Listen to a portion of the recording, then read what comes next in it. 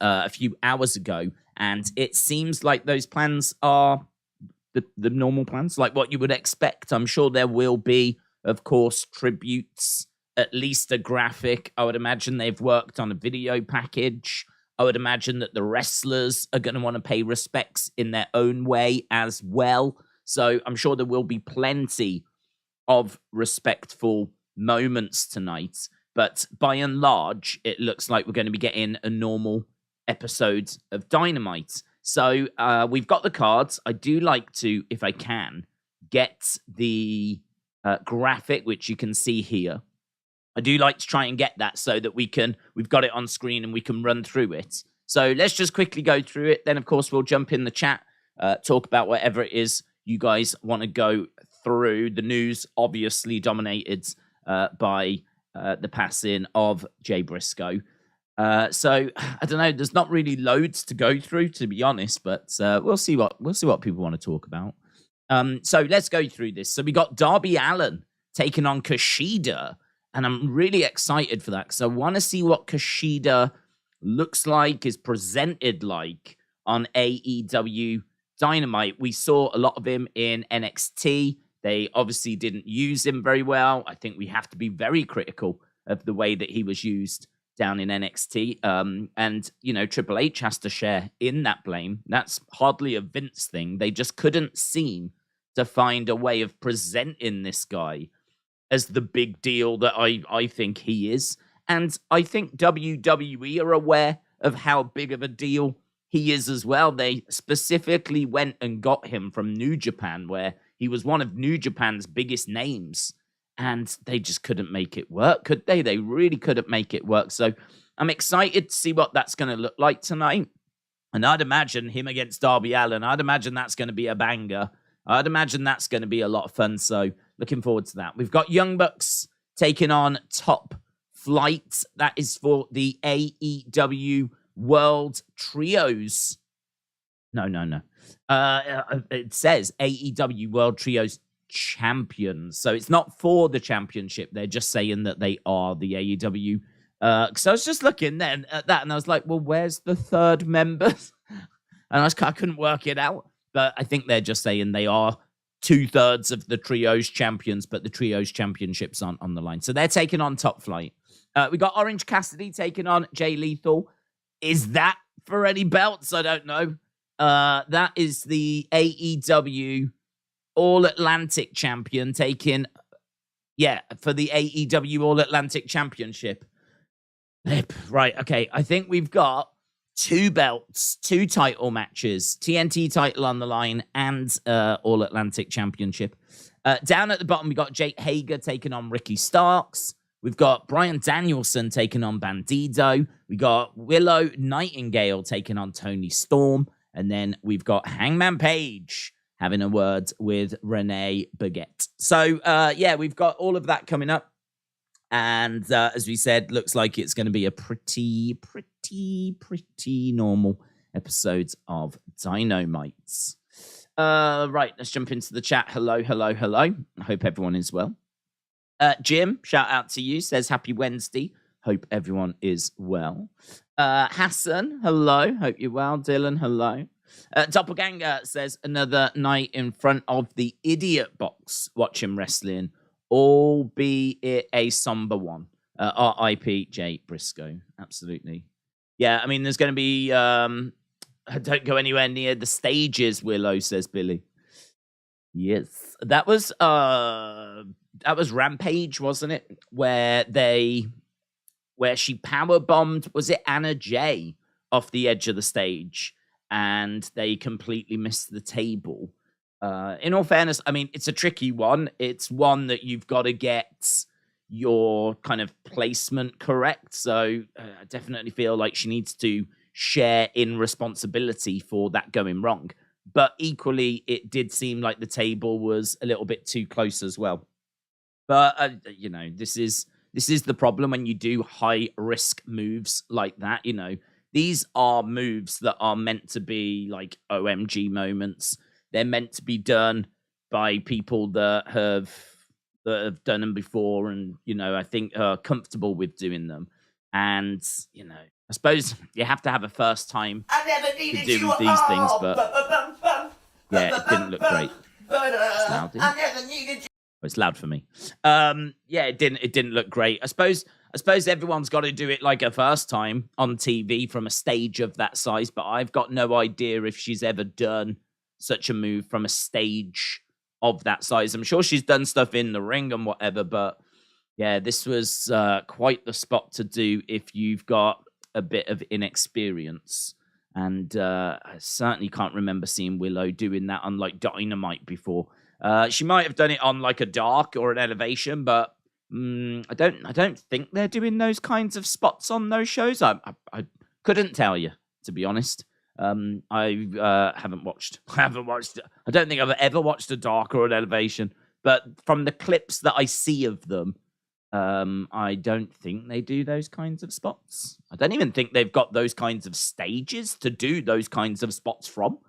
So, yeah, it'd be probably wise that we don't look to repeat that anytime soon. Michael, shout out to you. Michael says, good evening, Days. Good evening, Michael. Hope you're well, buds. Hope you have had a nice day, a nice evening. Blaze said, we've seen matches create injuries. From what I've heard, Anna is okay. It is what it is. I've seen worse tables, to be honest. Daniel said, both Jay Briscoe and Brody Lee's last matches were dog collar matches. That is surreal. Is AEW 2 hours or 1 hour? 2 hours tonight. So Dynamite is 2 hours. Rampage, which is on a Friday, is 1 hour. Big shout out to Lance. Lance, hope you're well, my friends. Lance said, always look forward to these streams, Days. I appreciate that, Lance. It's just, I mean, like, it's nice to sit down and just, like, you know, chat away, basically. And I don't really want to be like digging into like the Jay stuff, to be honest. We kind of touched on it a fair bit yesterday. Obviously, when it happened, it's horrific news. I know that the stream's going to be dominated by it anyway, because we'll constantly have people coming in paying their respects in the chat, and I have no, obviously, I mean, let's be crystal clear on this. I have no issue with that whatsoever, and I'm sure that there's going to be plenty of mentions during Dynamite, but I don't want to get too dragged down into it, because like yesterday's stream was a struggle. It was difficult. Yesterday's stream, like, it was, once the news broke, like, yeah, honestly, we probably could have ended the stream, because it was just really heavy and horrific. And, you know, the news that we're hearing today is exactly the same. You know, we're hearing about his daughters being in the car and how they're in critical conditions. And, you know, it's just awful. I mean, we found out today exactly how it happened, about 2 vehicles, head-on collision. It was both drivers of both vehicles that passed away.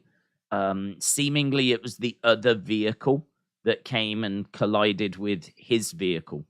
So he was just, you know, driving along, minding his own business, and a car seemed to come over from the other lane and go straight into him. And, you know, that's how it's been caused. So, you know, today we've got all those kinds of details. Doesn't help, doesn't change anything, of course. But as I said, you know, I don't really want to get too like stuck into that, and for this to just be like a real somber stream all throughout. It's going to be a fight. It's going to be a challenge to make sure that it isn't. But we'll see. We'll see what we can do, and we can see what we can talk about. And obviously, there's plenty of fun stuff coming up for us to focus on. What with the Rumble just around the corner, we can always delve into that. Friday's SmackDown should be interesting as well, because obviously we've got more Uncle Howdy, Bray Wyatt stuff as we continue to build towards Bray and LA Knight.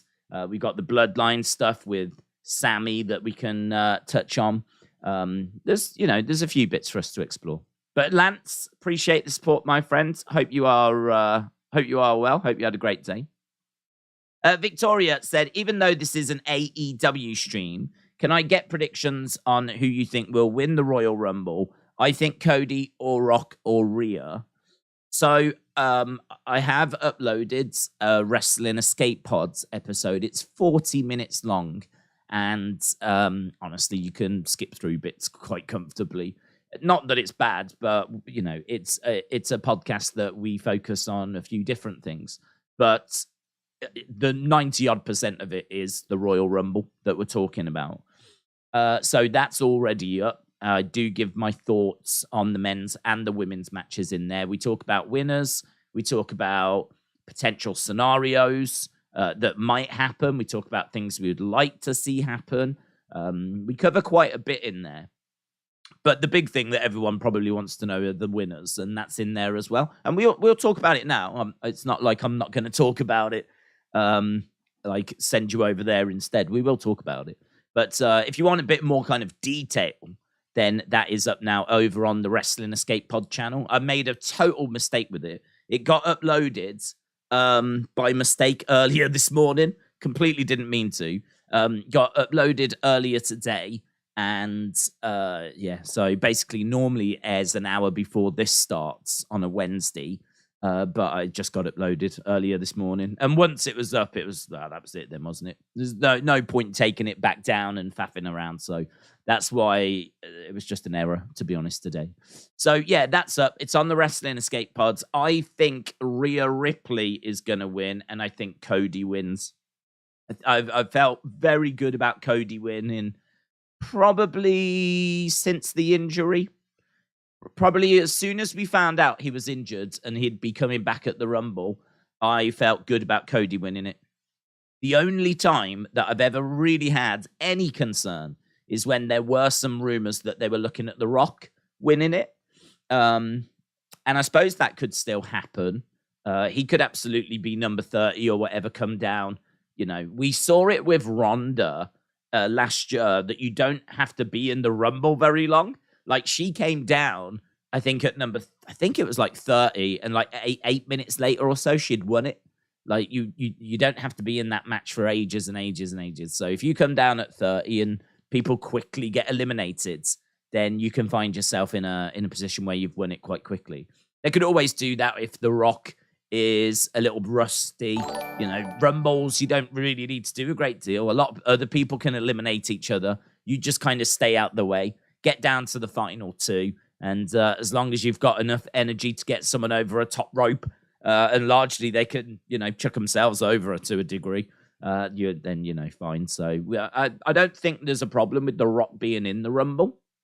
Rumble is something that, as we said, you can see celebrities getting involved in, and it's one that can really protect people if it needs to.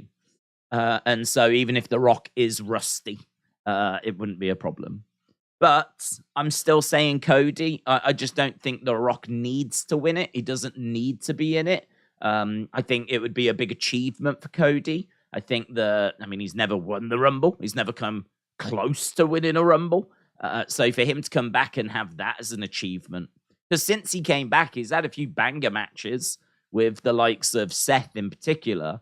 But he hasn't achieved anything in the sense of won a title, or won Money in the Bank, or won a Rumble, or won an Elimination Chamber. Like, he's had some banger matches and then got injured. So it would be good to bring him back and give him something, some sort of achievement. Thanks for coming back. Here's the Rumble. And obviously we're building towards him getting like the WWE Championship. So makes sense. So yeah, Cody, I felt good about Cody all throughout. In regards to the women, I thought it could be, Bianca versus Charlotte or Bianca versus Rhea. Now, it doesn't look like it's going to be Charlotte because she's got the women's title on SmackDown. So it doesn't feel like it's going to be Charlotte. So that makes me think it's going to be Rhea. In regards to Charlotte, I think there's a chance that she faces Ronda. Ronda, I think, has gone away for a bit. I would imagine they'll have Ronda for WrestleMania. If they don't, then I'm thinking it could be Raquel Rodriguez. If I was watching WrestleMania 1 earlier today, I'm really trying to just like watch a bit of like the network.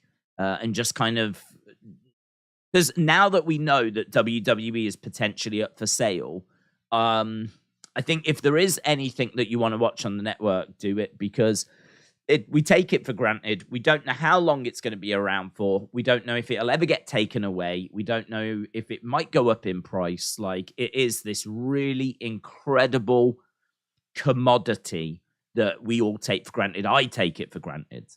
And I just fancied going back to WrestleMania 1. It's a show that I've seen a few times, of course. I haven't watched it like 100 times or anything like that. We did a watch-along of it a few years ago. So we have watched it on the channel as well. It's WrestleMania 1. I mean, everyone's seen every WrestleMania. But I just fancied going back and just, fresh eyes, watching it again. And I've got to tell you, I really, really enjoyed the women's match. Wendy Richter against Leilani Kai. I really enjoyed it. I actually think it's a bit of a lost classic. We talk a lot about women's wrestling. And, where it is in the modern age. It's kind of crazy to think that the first WrestleMania, the co-main event, was for the women's championship. If you think about how awful women's wrestling was in WWE, bra and panties matches, and the women's division being completely disbanded by Vince in the mid-90s. Alundra Blaze gone, Bull Nakano gone, Bertha Faye gone. Like, they just got rid of the women's division in the mid-90s. They couldn't afford it anymore. So the fact that the very first WrestleMania not only had women, but they were the co-main event. And not the co-main event in the sense of let's put a toilet break match out there. Big match. Cyndi Lauper, Fabulous Moolah, like, big match. They were the co-main event for the women's championship. And it was one of the bigger talking points coming out of that show, was that match. And it's a good match as well. I really enjoyed it. But I was looking at the size of both women. And, both women had a good size to them. Both women were like Raquel Rodriguez. They were tall. They had a bit of something about them, a bit of muscle about them. There was no signs of, like, Zelina Vega or no disrespect to Alexa, but she is on the small side. A lot of these smaller women, your Candice LeRae's, there was no sign of that in this match. This was two big girls going at it, and it was really good. It was a good little match, and it made me think about Raquel, actually. And I was like, I think we're sleeping on her. We know what she can do and how heavily she was pushed down in NXT. She hasn't really been used that well on the main roster. She's been put in a few matches with Ronda. She's not been there that long. We're clearly putting in the groundwork, building her up. You might remember that Bianca didn't pull up trees in the first, 6 months or so that she was on the main roster. And then, we started to really invest in her. And, eventually, boom, we got somewhere. So I know we're still in the early stages. So I'm certainly not throwing shade. But I think she's got, multiple-time women's champion written all over her. She is someone I could see going up against Charlotte for the title at WrestleMania if Ronda is not around. So it does make me wonder about Raquel Rodriguez, about if there's maybe a chance she could win the Women's Rumble. And so I've kind of got her on the side. I think she's got a better chance than, say, Liv, who had a good year last year, but I think now finds herself kind of back in the pack. I think she will be a champion again. I just don't know that it's going to be WrestleMania. I just don't know that it's going to be anytime soon. She could pick up something towards the end of the year. But yeah, I quite fancy Raquel or Rhea getting the win at Rumble. And as I said, I feel pretty good about Cody. So that's my thoughts, really, when it comes to the Rumble. As I said, at the Wrestling Escape Pod, we do explore some of the potential surprises, talk about maybe Rob Van Dam or Chelsea Green or Naomi. And, we kind of go through a few names. There is also in that episode the list that's doing the rounds. I should have maybe put that on the thumbnail, but I don't believe it personally. I don't believe it. There is a list on social media which people are speculating could be the actual list from WWE. Now, it's a typed up list. There's no way of knowing. We've seen these things before, that turn out to be fake. And this one absolutely could be fake as well. But it has gained some traction on social media. Like, there are people that are looking at it going, do you know what? This looks pretty decent. This looks like it could be the Rumble. And it tells you when everyone's coming out. It tells you who the runner-up is. It tells you who the winner is. And as I said, it's doing the rounds on social media. Do I believe it? No. If I did, we would have done a video on it. But I thought it was interesting enough to put in the Wrestling Escape Pods. So we even take a look at that list. So, yeah, there's quite a bit of stuff in there. So hopefully that's answered your question. Victoria said, we the ones. James said, Tyler Breeze. I would like to see him in the Rumble. I agree. I love Tyler Breeze. Tyler Breeze is someone I feel really sorry for because, to me, he had a strong gimmick. It was a very Shawn Michaels Heartbreak Kid kind of gimmick where he loves himself and he would come down and he had the long hair. And I think the comparisons were quite strong to that era, early Shawn, because, he looks great. He can wrestle. I mean, he can wrestle to the point where they went and got Jushin Thunder Liger to have a match with him at TakeOver, right? So he was someone that they felt could put on like that kind of a caliber of match. He's got like a wrestling training school as well. So he trains people in how to wrestle. So in the ring, he was great on the microphone, because of his gimmick. He always had stuff to talk about. He wasn't MJF, but he could talk. And I think the only thing that sort of held him back was maybe he was just a little bit on the shorter side. Nothing drastic. Nothing that really would make him stand out if he was on the main roster. Nothing any worse than, I think, I don't know, Johnny Gargano or AJ Styles, but he was just no Undertaker.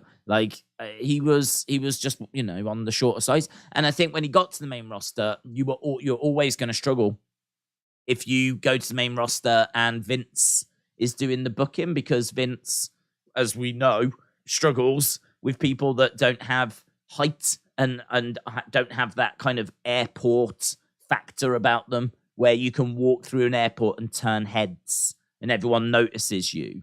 Tyler Breeze may have been lacking a little bit. I think his gimmick did a lot of the heavy lifting for him in regards to his look.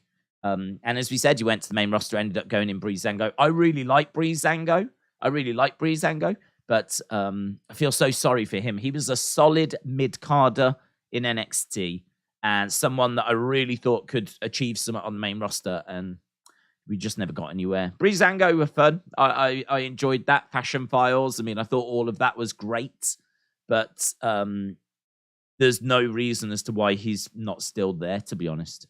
He should still be there. I mean, unless he was a nightmare behind the scenes, but I've never heard of that. I just think it was probably, Vince being Vince. So, yeah, I'd love to see Tyler Breeze in the Rumble. I agree with that. I think Cody and Liv will win the men's and the women's, says 1 Minute Wrestler. Aaron said, you missed my green chat. Oh, I'm sorry. I don't know how to get alerts up for those. I think I've fixed the problem with super chats because I've got the Bianca thing, which is quite loud and gets my attention. But the green ones, the members ones, they don't trigger any alerts. So that is a problem I need to fix. So certainly nothing personal, Aaron. Appreciate it, but said, do you think CM Punk will return to AEW in 2023? I hope so. I think there's a better chance of him returning to AEW than there is him going to WWE. I think the bridges with WWE have been burnt. I think it's not about money when it comes to CM Punk. I think he's been gone now for 9 years. This will be 9 years. He left in 2014, and this will now be 9 years. Next year will be 10 years that he's been gone from WWE. Now, they do say that time heals all wounds, but I just don't get the impression that he has he strikes me as someone that just like bears a grudge, holds on to a grudge, and he's not letting it go. I can't say I've heard any interviews where he's spoken fondly of WWE. I think he did that WWE Backstage show, but that was a Fox show, which was about WWE, and they got CM Punk in to make sure the ratings were strong, and he only had to talk, and he could talk honestly as well. They allowed him to be honest about what he was watching. So, you know, he went on the show, he spoke honestly, he never needed to interact with Vince or anyone along those lines. It was more of a Fox show. He got paid very well to do it, and I think he was fine with that. And of course, that fueled speculation of, is this like a foot in the door? Could this lead to him coming to WWE? Well, it didn't, did it? It didn't. You know, even then, it didn't lead to his return to WWE. That show ended, and then he, ends up finding his way to AEW. So there's nothing there. I mean, he doesn't like Triple H. So even if Vince was gone and stayed gone, he still didn't like Triple H. So there's nothing that's making me think that he's going to go to WWE, to be honest. So it's either like go back to AEW, or that could be it for his career. Now, we don't know where his mindset is at. I don't know where his mindset is at.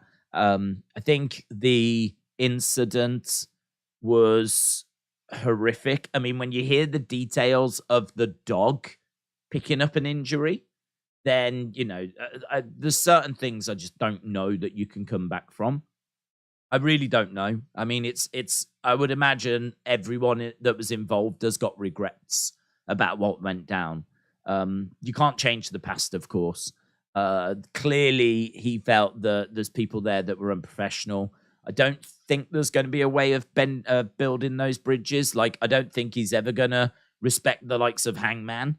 I don't know that they can just... I don't know that the ability is there for the past to be the past and for them all to move on. I don't know. I would be surprised if we saw CM Punk in AEW again, but I put it as more likely than him going to WWE. The only thing I did wonder was, if AEW had upset him so much that he might actually go to WWE as like a sticking a finger up at them. Like, not only had he had this falling out with the executive vice presidents, but then there's this big brawl. The dog gets injured.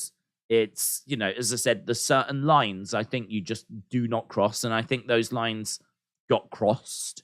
And so I did wonder if it might be like, well, do you know what? Here's a middle finger up to you. I'm going to go and help, WWE or whatever. But I don't think he is. I've not heard of anything to suggest that he's going to WWE, or I haven't seen anything to suggest he's on his way back to AEW. So yeah, I can't say we're kind of stuck. I can't see us moving forward with this. I think he might just be done. Hopefully he managed to get it like out of his system and he's content with it, but there's a chance he's not. And, I don't know, maybe he goes to New Japan. No, him going to New Japan would be pretty cool. To have like a couple of matches over in New Japan. I think that would be really cool. I never needed you at all. It's tricky. I never needed you at all. Watch me shine now. Watch me shine now. Okay, shout out to AWC Legend. If you are just joining us, by the way, less than half an hour to go until we go to AEW Dynamite. It is seemingly a normal Dynamite. Obviously, with the big news in the world of wrestling, didn't know what to expect today, didn't know what they were going to do. Seems like they are putting on a normal Dynamite. I obviously expect a graphic at the start, video package. I expect maybe black armbands with JB on. Like, there will be plenty of tributes. I've no doubt about that. Also, we've seen in the past 24 hours or so has been wrestlers sharing their thoughts, people connected with the wrestling world, tweeting out about how amazing Jay Briscoe was and how amazing the Briscoes were, and really just, going through their memories and sharing their thoughts and whatever. So we've seen a lot of that over the past 24 hours. It's been very insightful. It's been obviously very touching as well at times. And so I didn't quite know what Tony would do tonight, but seemingly we are getting a normal episode. But as we said, we are expecting a few bits in there. AWC Legend said, I'm thinking of getting the Winged Eagle. What are your thoughts on that title? I regard it as the best championship belt ever. To me, it's the belt that's got the most prestige. Obviously, the NWA championship is also right up there. But I think the detail, I'm a big fan of detail on championship belts. I sort of feel like if you're competing to be the world champion, then the belt really should signify, and it should look like something that is worth fighting over. Yes, you're fighting over the prestige. You're fighting over the just being the best, being recognized as being the best. And the belt is a physical representation of that. And I sort of feel like the WWE titles at the moment sort of fall short of really, I would say the Universal in particular. I think the WWE Championship right now, I think it's all right. For me, there's like too much belt, like actual strap that's visible. And, it's just the logo, innit? It's the logo, which I understand why you would do that, because it looks great in pictures when you're sharing them on social media. People know exactly who that is, what it represents. I get it, right? And obviously the women's belt, they've gone the same with that. The Universal, they've gone the same with that. I do think the Universal, though, being on a blue strap, looks god-awful, right? I mean, that one just doesn't work. That one just really looks awful with the blue backgrounds. Maybe if you had the blue strap, but the background of the logo was still black, maybe that would look a little better. I don't know. I just sort of feel like there's so much that you could do to make the belts look prestigious. I think AEW have done a fantastic job. I think the AEW championship looks fantastic. I mean, it's got AEW fairly big in the center, but nowhere near as big as the WWE logo. But it's got a lovely oval plate. It's got lovely oval side plates. And it is just, I don't know if I've ever seen a more detailed belt.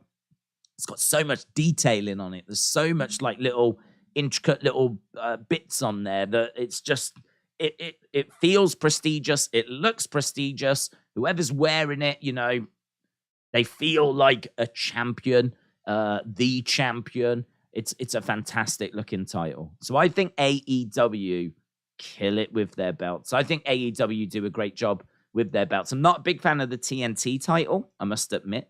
Obviously, the All Atlantic title has got the likes of the Japan flag on it, which is a bit confusing. So there's definitely things that I can pick up on for some of their other titles. I like their tag belts. I do like their tag belts, but for me, the main championship on AEW is fantastic. So if we look back at WWE's history in regards to their belts, I would say the Winged Eagle for me is the best. It's the most detailed. It's the most prestigious, if you will. And then I think if you add in the fact that I think the first person to hold it was Hulk Hogan. He first brought it out, I think, we first see it when he defends it against Andre the Giant on Saturday Night Live or Saturday Night Main Event, whatever, or the main event. He brings it out with, like, when he defends against Andre. So Hogan is the first to have it. That means that when Andre wins, he wins that title. So Andre held it. And then everyone that was champion held it until Stone Cold at, WrestleMania 14. So the first person to hold it was Hogan. The last person to hold it was Stone Cold. You've got the likes of Bret, Macho Man, Shawn, Andre, Undertaker. I mean, it is literally a who's who that held that title. And I think that it's just, for me, it's synonymous with my favorite era of wrestling as well. I suppose in a way, I've never really thought about it that way. I've never thought about it that way. But my favorite era of wrestling is the Winged Eagle era. If I think about the late 80s, early 90s, I always say that's my favorite era. Just so happens that absolutely coincides with the Winged Eagle, which is late 80s, early mid 90s, kind of starting to go into Attitude Era. And then when we get into Attitude Era, it's not my favorite. It's a lot of people's favorites, but I would sit down and much rather in fact, I watched WrestleMania 1 earlier today. Really enjoyed the women's match. I would sit down and watch anything from the 80s, early 90s over Attitude Era. I still respect the Attitude Era. I know it's a fantastic time, but for me, I just don't enjoy it as much as I do the big, colorful, characters of Warrior, Hogan, early Undertaker, Macho Man in particular, Bret Hart, young Shawn Michaels. Tag wrestling was insane. Women's wrestling as well had a few things going on with, as we said, the likes of Wendy Richter. Sensational Sherry is women's champion for 440 days as well. That's a reign that's often not spoken about because she never really had any high-profile matches on pay-per-views because there wasn't really that many pay-per-views when she had the belt in the late 80s. But I mean, this is where what I love about it is this is where you can dig into the TV shows, and they're TV shows that I've not seen. I mean, I've never had access to them. So you can now dig into that back catalogue and you can see some of the stories that played out on TV, how they built towards certain shows, what was going on that we never saw at pay-per-views. There's so much stuff to get your teeth into. So yeah, love that era. So I am a big fan of the Winged Eagle. To the point where it was my first replica belt as well, was the Winged Eagle. And I was very fortunate that I got it before the name change. So I got it, I think it was early 2000s, just before it turned to WWE. And so that means that the one I have has got a WWF logo on it as well, which makes it a little bit more legit. But you can get a sick Winged Eagle right now that's double plated, and it's got a lot of detail on it. It looks absolutely brilliant. So yeah, big fan. Hope that answers your question. Let's go down. When Sherry was champion, women's wrestling was being phased out, says Jim. Yeah, well, she was champion for 440 days, and it is true. She was certainly not on the show week in, week out. It was something that, she was used sparingly. But she was used, and there are matches that are out there with her, obviously, as champ. And it's an exciting time. I really do love that era. And she is someone in particular that I think just never gets the credit that she deserves. When we talk about women in WWE, Sensational Sherry's name very rarely comes up. It's normally your Trish's, your Lita's, your Chyna's, those kind of names that come up. But for me, she is a former champion. She was fantastic manager. I mean, she was so animated and would often be banging on the side of the ring and screaming out. And she would always make sure she was a part of the action. She'd be trying to distract, and she took tons of bumps, man. Some of the bumps that she took were insane. She was constantly getting grabbed by the hair, thrown down to the ring, by the guys. And, you can't, it's obviously tricky, isn't it? You can't say she deserved it, but she would often be getting involved in the action, using her heels to hit the wrestlers, and they'd grab her by the hair or whatever and threaten to hit her. Of course, they never would, but yeah, she was constantly like involved in the action. And so, yeah, it was just a bit of a shame. I mean, Jimmy's right. Like, the women's division was not ever present at that time. But it was someone that was still had the belt. She was a champion. She obviously competed a lot throughout her career. She was a fantastic manager, valet. I mean, she was with the likes of the $1 Million Man, Macho King, Shawn. She did Shawn's music. She did the singing for Shawn when Shawn first would come out as Heartbreak Kid and everything. Like, she did a lot, man. She did a lot. So, again, even when I look back at the women of that era, and Sensational Sherry in particular, I think she stands up against anyone. I really do. She would be right up there with the Trishas and Litas for me. I absolutely love Sensational Sherry. What do you think about The Rock buying WWE, says Iania. What do I think about that? I think there's a chance. I mean, I've heard that he's got a consortium and that there's people that are interested in like joining up and all this kind of stuff. So I think that there could be options on the table for WWE, not just Disney or NBC, like, The Rock could be an option. Obviously, the Khans are making some noise as well, but I do think that's nothing but noise. I don't doubt that they couldn't get some money together, but I just don't think there's any way in hell Vince sells to them.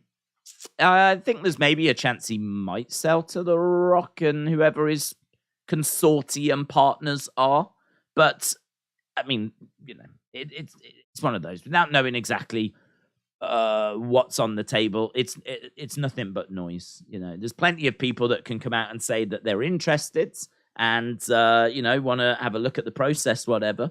But that is a long way from a deal being done, and then actually getting WWE. So yeah, I don't think much of it would be the answer. I think if he was to get it, it would be interesting. He would be someone I'd be a little concerned about. I mean, I sort of feel like he might be all right at booking if he was interested in doing that, but he's a busy guy. I mean, he'd have to give up Hollywood if he was going to do that. So if he was going to do booking, I mean, we've never seen his booking. We don't know if it's any good. Just because you have been in the wrestling world as a wrestler does not mean that you are going to be a great booker. So I don't know. I don't know what his booking would be like. I don't know if we would like it and enjoy it. I mean, we've got no track record to go off. He might employ Triple H and have Triple H do it, but just provide some insight. That would probably be a wiser way forward, would be to have Triple H do it, who's proven that he can book with NXT and obviously what he's doing at the moment. I mean, Triple H isn't perfect, but to be honest, I don't think anyone is, because what I want from wrestling is going to be different from what many of you want from wrestling, and what you want from wrestling is going to be different from what many other people want from wrestling. We've all got people we want to see pushed. We've all got people we don't like. We've all got our ideas as to, how we would book things. And you're not really, I think, going to find anyone that's going to get perfectly in line. I think you have to sort of do your best to please the masses. And it's never gonna, it's never gonna be quite perfect.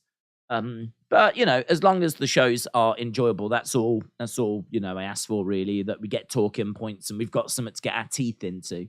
The one thing you don't want is just boring shows. And I think that it would be wise if they did buy it to keep Triple H in place and then maybe just provide a few thoughts, few ideas, whatever. Maybe that would allow him to still do Hollywood or something. I'm not sure. But, yeah, equally, I don't know what the business minds of the others would be like, because I do think that one thing that we sort of overlook is just how impressive Vince McMahon has been as a businessman. Like, if you think about how he expanded WWE by going and getting all the best talent, how he started WrestleMania and took that massive gamble, and how it paid off for him, and how we. I mean, I watched WrestleMania 1 earlier today, and then I watched. I think it was a wrestling challenge from about 15 months later, and it is staggering the difference between those two shows. Like, you watch WWE WrestleMania, and the graphics are all quite old school, and the feel of the show is very, dare I say, dusty. Like, it's just like, and I mean that in the literal words, not Dusty Rhodes, but just it's like let's go backstage now. Gorilla saying let's go backstage to Mean Gene. Mean Gene's in the locker room. We never see any nice backdrops. It's just like the locker room. Lord Alfred Hayes is literally standing in the entranceway. There's wrestlers walking past him that are going to the ring. Fabulous Moolah gives him a little kiss on the cheek as she goes. There's no nice backgrounds. There are some graphics, whatever, but it feels quite rudimental. It feels quite basic. You fast forward about 15 months, all of a sudden the ropes are red, white, and blue. The ring apron is bright blue. The lighting has been completely overhauled. I mean, it starts to feel more like the modern product than it does what you see at WrestleMania 1. Even WrestleMania 2 is still quite, but that's tricky because that comes from 3 different cities. So, I mean, that was just a logistical nightmare. So that one was, hard to do. Whereas, it's amazing, like, how much he changes and how much it evolves and what he actually does. And so you sort of look at, like, what he's done as a businessman and what his vision for wrestling was.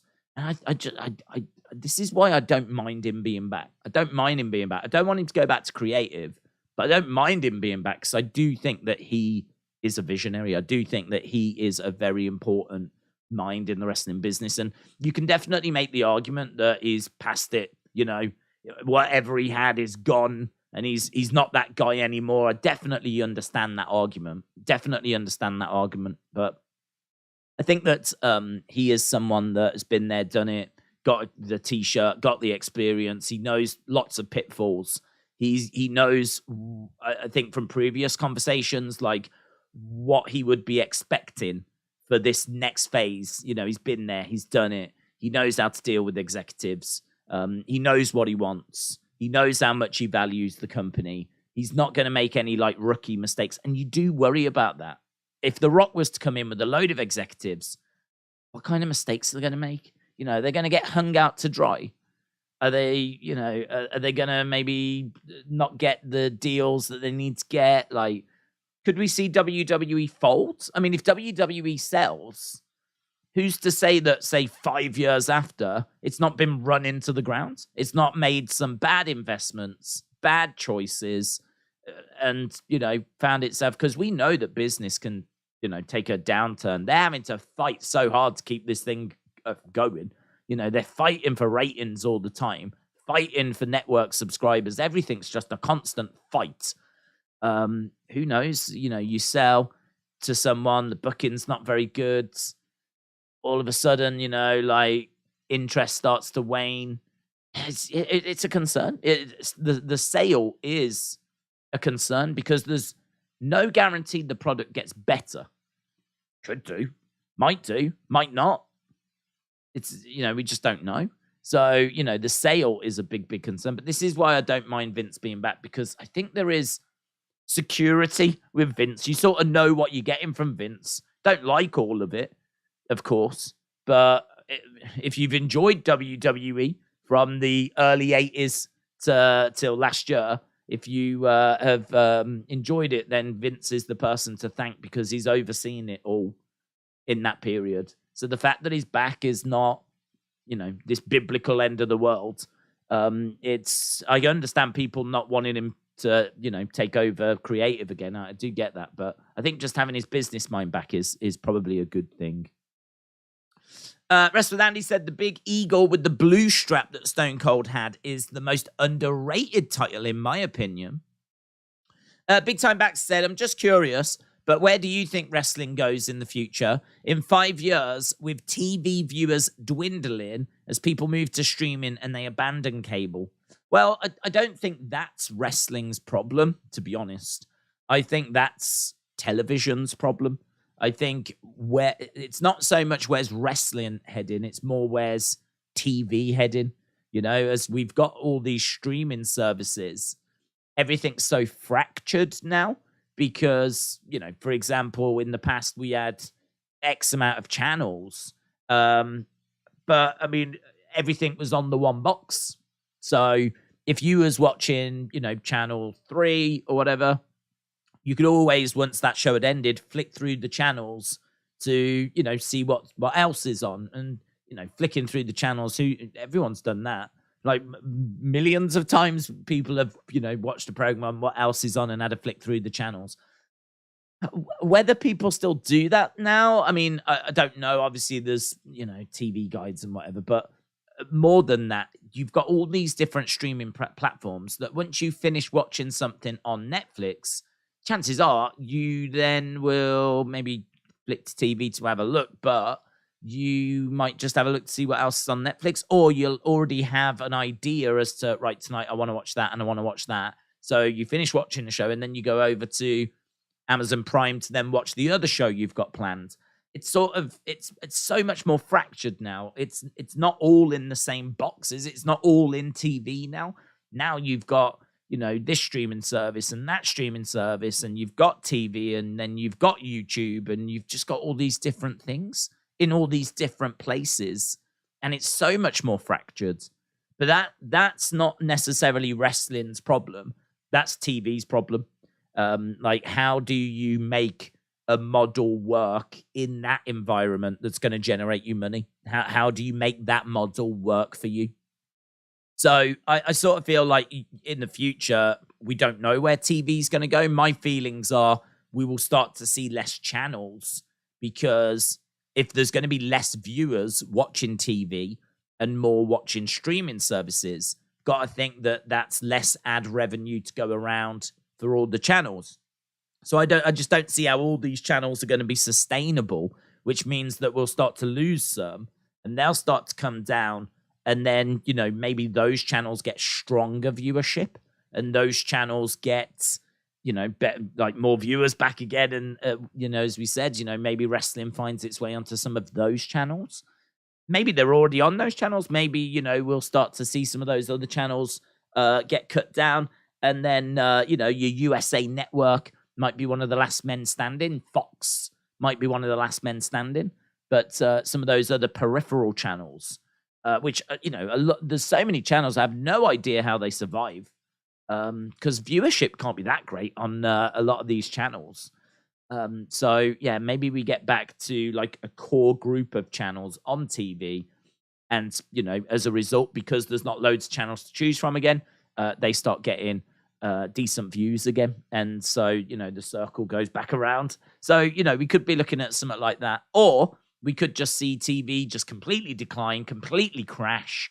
And then we do just get everything as streaming services, and your TV is literally a smart box that's just got all of the different streaming services on it. And then you just go to the streaming service that you want to watch, basically. Again, you know, that sort of gets rid of a lot of channels, and it kind of strips things back to, you know, X amount of streaming services. So, you know, we could be looking at it that way. In about 5 years, who knows? Who knows where TV is? I mean, I feel like it will still be around, of course. 5 years, not that long. So I expect it to still be around. And I think there's a chance that wrestling will still be on it. 20 years, though? Who knows? 20 years, I mean, we're talking a much more considerable amount of time. In like 20 years' time, 30 years' time, 40 years' time.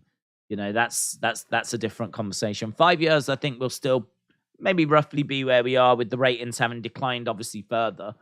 But, you know, wrestling, WWE may have found itself onto Netflix before that time, or Disney Plus, or one of those streaming platforms. So it's really hard to know. It's really, really hard to know what the right way forward is. I think they just need to, they need to just take it a step at a time, don't they? They need to just see what's on the table. And this is why Vince is back. This is a big moment for WWE. Again, another great reason as to why Vince is back, because it's a big moment for them.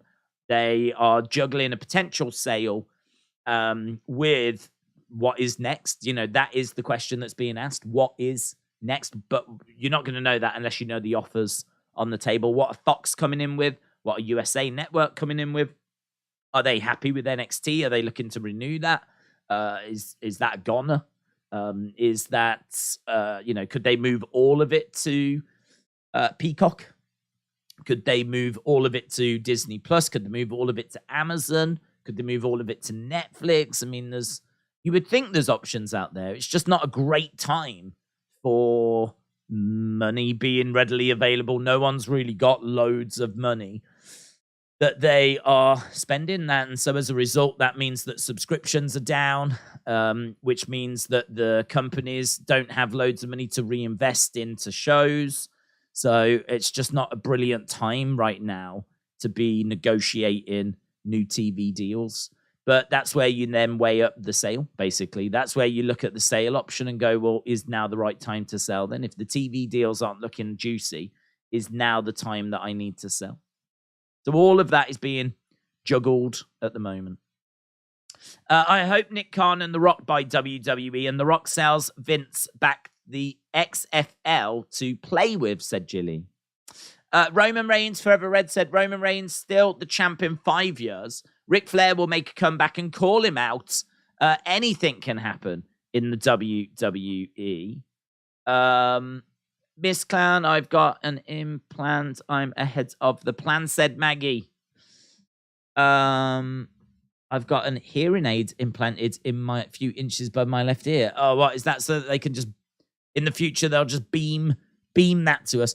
That is, I mean, that is something else, isn't there? That there's been, I've heard talk of, is everyone having like that chip implanted and things just getting beamed to you. I mean, that's clearly not going to happen within the next 5 years.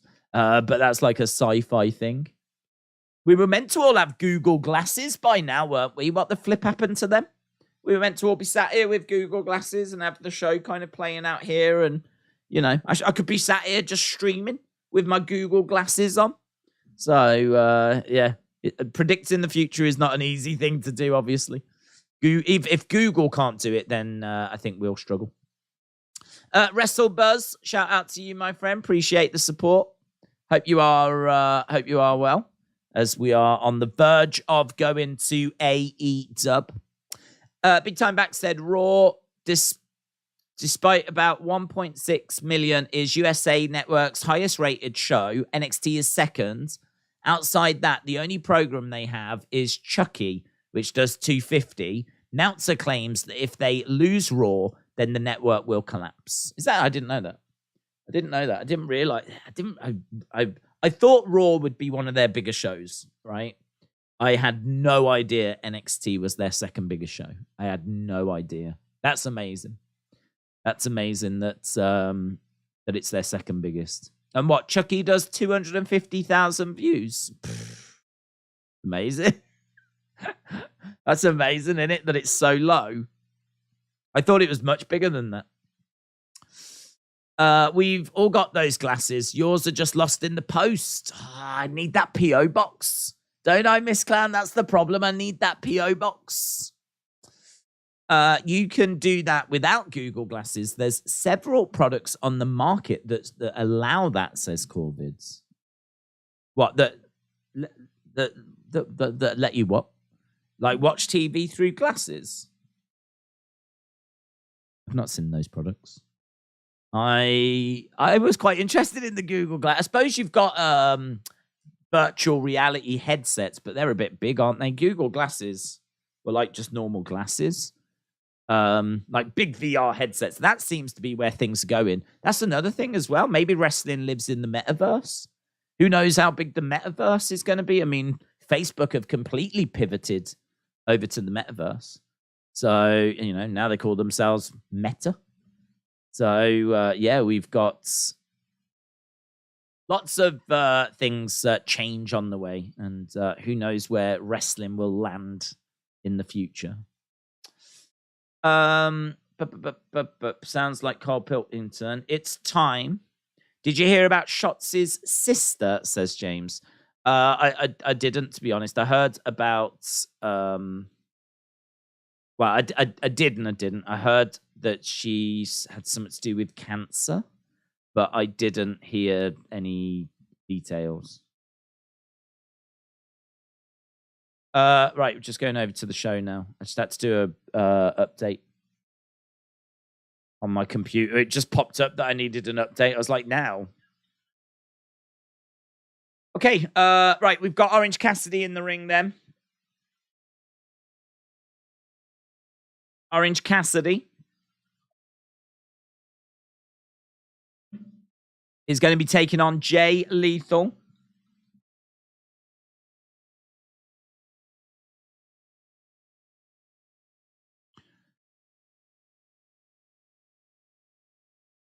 Okay, Jay Lethel making his way down then. So AEW Dynamite has begun. And we are going to be starting with Jay Lethel against Orange Cassidy.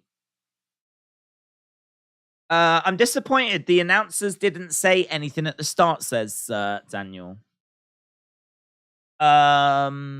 Just a picture and then start the show, said Justin. Well, I mean, look, I'm guessing there'll be something during the show. I'm guessing there'll be a video package.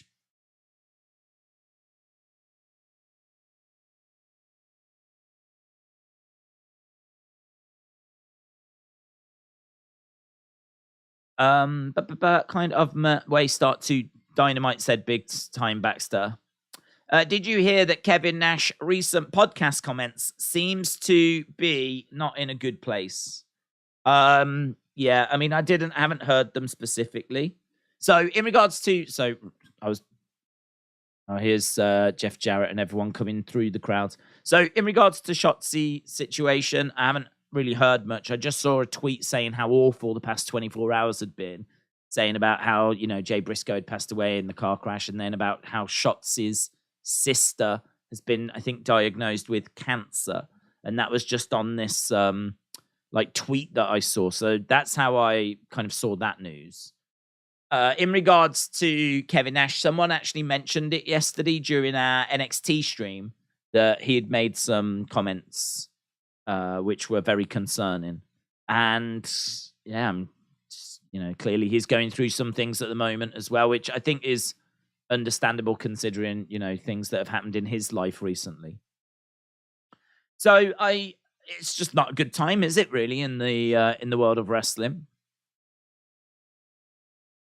We've got Jay Lethal with an armband on, but I can't see what his armband says. But my guess is it's probably something to do with the Briscoes. But I can't quite see what it says. It's on his left arm. Backslides by Orange Cassidy.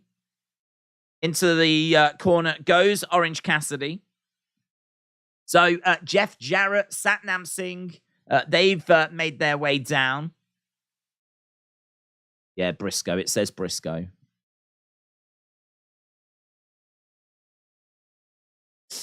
Maybe when TBS TNT said no Briscoes, they really meant it, says Esteban. Now, I think there'll be something. I'll be surprised if there's no moment dedicated to them, or a video package of sorts. Danhausen is checking the tickets. Also in the front row, we've got Best Friends. Best Friends have arrived. They've got some popcorn and they've got some beer. So they're heading over. We've got Suicide Dive. Jay Lethal goes into the railing. We got best friends. They're coming over to sit with Jeff Jarrett and Satnam Singh. AEW has turned into comedy, said Reese. Young Bucks against Top Flight coming up tonight. I think Lethel will win the title and point to the sky as a tribute to Jay, said AR1. The reality is they might not be allowed to say too much because of Time Warner Discovery, said Corvids. Kyle said Brody was an active wrestler on Dynamite. That's a bit different. A graphic and video tribute with some words, if they do that, is more than enough. Yeah, I think that's acceptable. I mean, it was hard to know what they would do tonight. Yeah, it was hard to know what they were going to do. I didn't expect the show to be like dedicated. Well, not in that sense, but you know what I mean, like a whole episode all about Jay Briscoe. I wasn't expecting that. And obviously, you know, earlier today we got the announcement of what the match card looks like. It looks normal, like a normal Dynamite. And so I think to have a graphic, I mean, this is a conversation that will have been had. You know, they know that there's going to be eyes on them for how are they going to pay their respects. So a graphic at the start is obviously a starting point. And then, you know, I think if there's nothing else, that'll be disappointing, to be honest. If it is just a graphic. But I think, you know, at some point the commentators, I think, will say something. And because NXT took a moment to say something, you know, AEW are sure to do that. Video package, I mean, it's an interesting one. I don't know, you know, if that's something that the network will allow or not. I don't know what conversation's been had.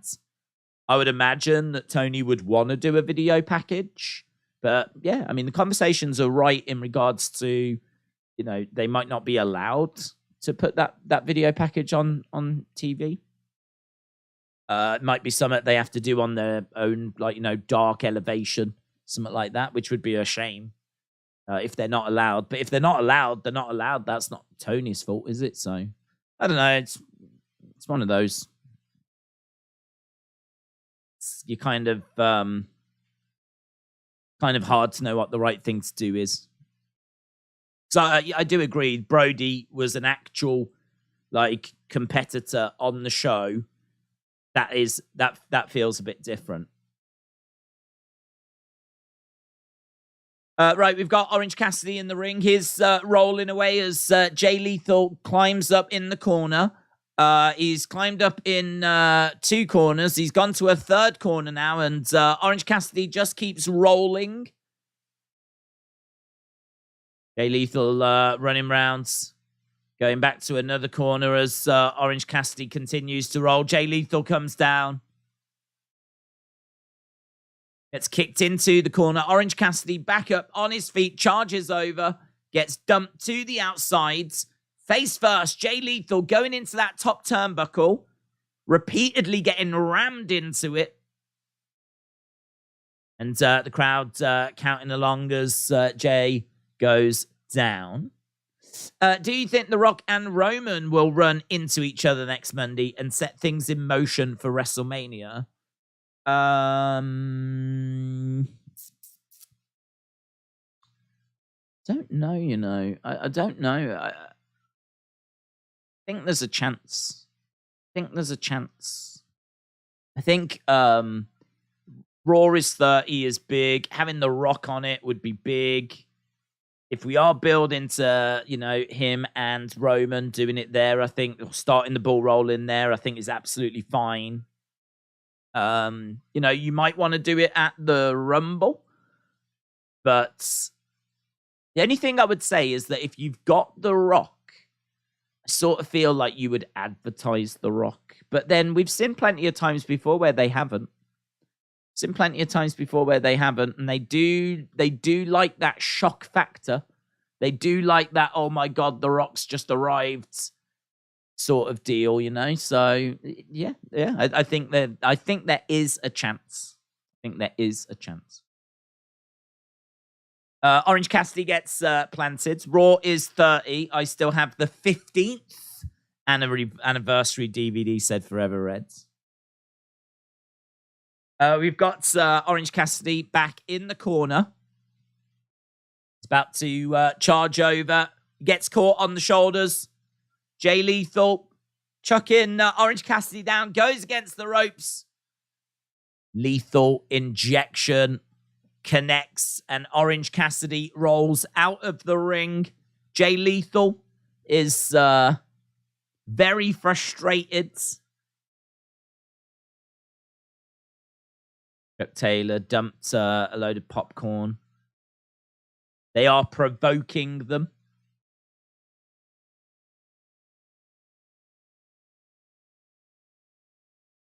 If Sanjay Dutt, Jeff Jarrett, or Satnam Singh get involved in any capacity,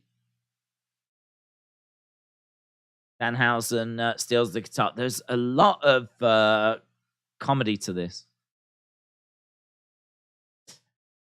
It's a strange way to start Dynamite, isn't it? But one,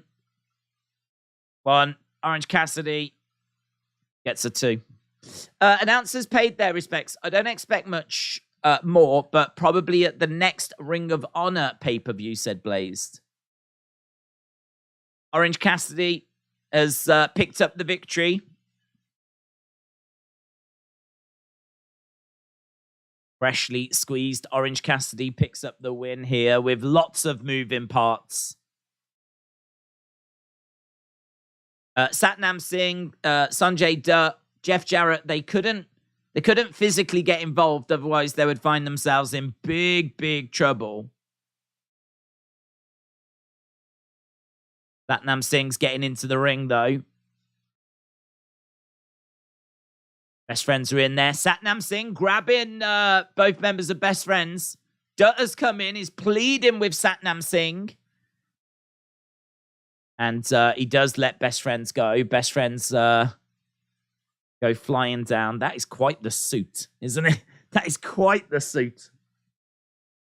Jeff Jarrett with a guitar. He goes to hit Orange Cassidy with it. Dutt again preventing Jeff Jarrett.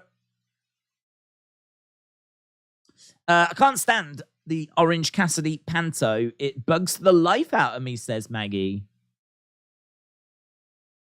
We're seeing little kicks coming in by Orange Cassidy. Now Dutt's having to be held back.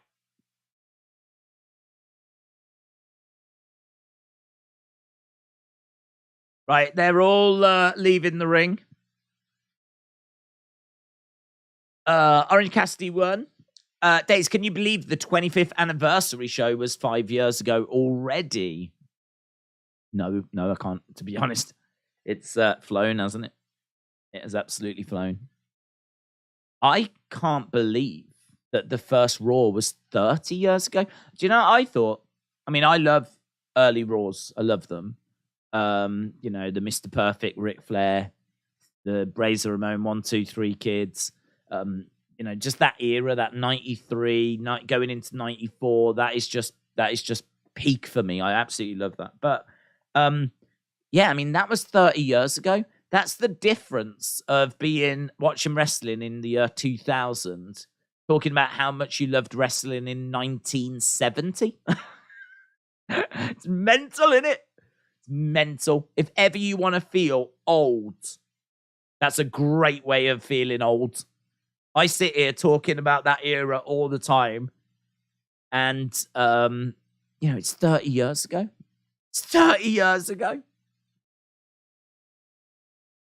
Pressing, that's what it is. Right, we've just got a video package looking at Kushida. That's some horrible audio. But no, that might be just my computer. Is that my computer, or have you guys got horrible audio? Like,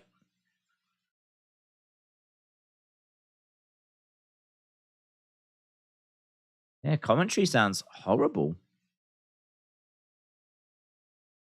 All the sounders. Don't know. That's probably my computer. Here comes Top Flight. Thanks. Now I feel really old, said Casey. I know, it sucks, doesn't it?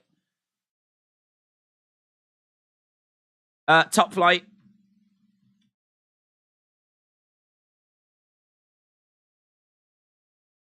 I think it's the computer. Mine is all good. Oh, damn it. It's horrible sounds.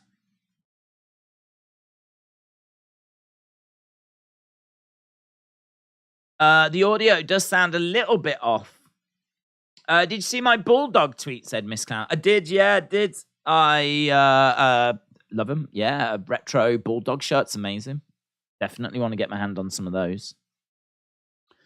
WWE and AEW fans said the 25th anniversary show was great at the Barclays Center. I can't believe I was there 5 years ago. Seems like just a couple of years. I was 6 when I went, and I'm 11 now, and I'm loving these streams. WWE and AEW fan, shout out to you. That's amazing that you was there as a part of that. That is very cool. That is very cool. I would have loved to have been at the Manhattan Center. I speak about it a lot. And I was very interested if they would have done next week's show at the Manhattan Center. I was very interested in dipping into my very small pot of savings I'm trying to get together for getting my own place. I would have dipped into that to have got tickets to go to America and go to the Manhattan Center. Because I think to be in that room, to watch a Raw, like that's sort of like a once in a lifetime, when are you ever going to get a chance to do that? And honestly, I probably should have done it 5 years ago. I probably should have been at the Manhattan Center 5 years ago. Because to me, that would have been amazing. That would have been amazing to have actually been in there watching Raw. And I mean, you might remember there was lots of bad coverage, lots of bad press about how like the crowd were unhappy. They weren't getting like that many matches and all this. I would have loved it. You would have had no complaints from me. Just being in that space, reminiscing, looking at the ICO Pro banners, looking around the room, looking at the entranceway, remembering like Ric Flair, Mr. Perfect, and all those moments that took place on Raw. Just kind of reminiscing, like I would have been happy, kid in a candy shop. I would have just been taking pictures of everything. And then I think you got they gave you the Undertaker. The Undertaker came out and did a promo. He did his promo in the Manhattan Center, and if my memory serves me right, I think Matt Hardy against Bray Wyatt. You got Bray Wyatt as well. And then there was like a DX thing. Do you remember FTR were there, the Revival? They got beaten up by DX. That was in the Manhattan Center. I don't know that one was planned. I've got a feeling that is one where they just got DX to go over from the Barclays as oh my God, we need to do something for the fans. So yeah, they did actually scramble and send some people over in the end. This sound is awful. I'm going to refresh. Yeah. Still awful.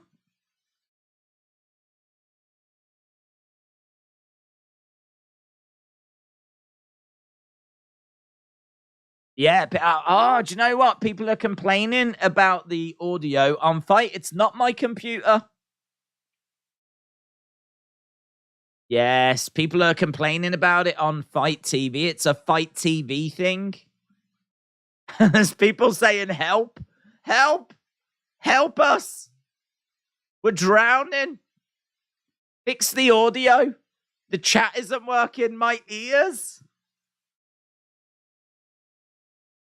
Okay, the exterminate. It is like the Daleks. Exterminate.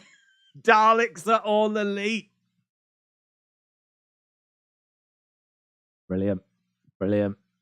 Days, it's definitely a Fight problem. It's not yours, said James. Thank you, James.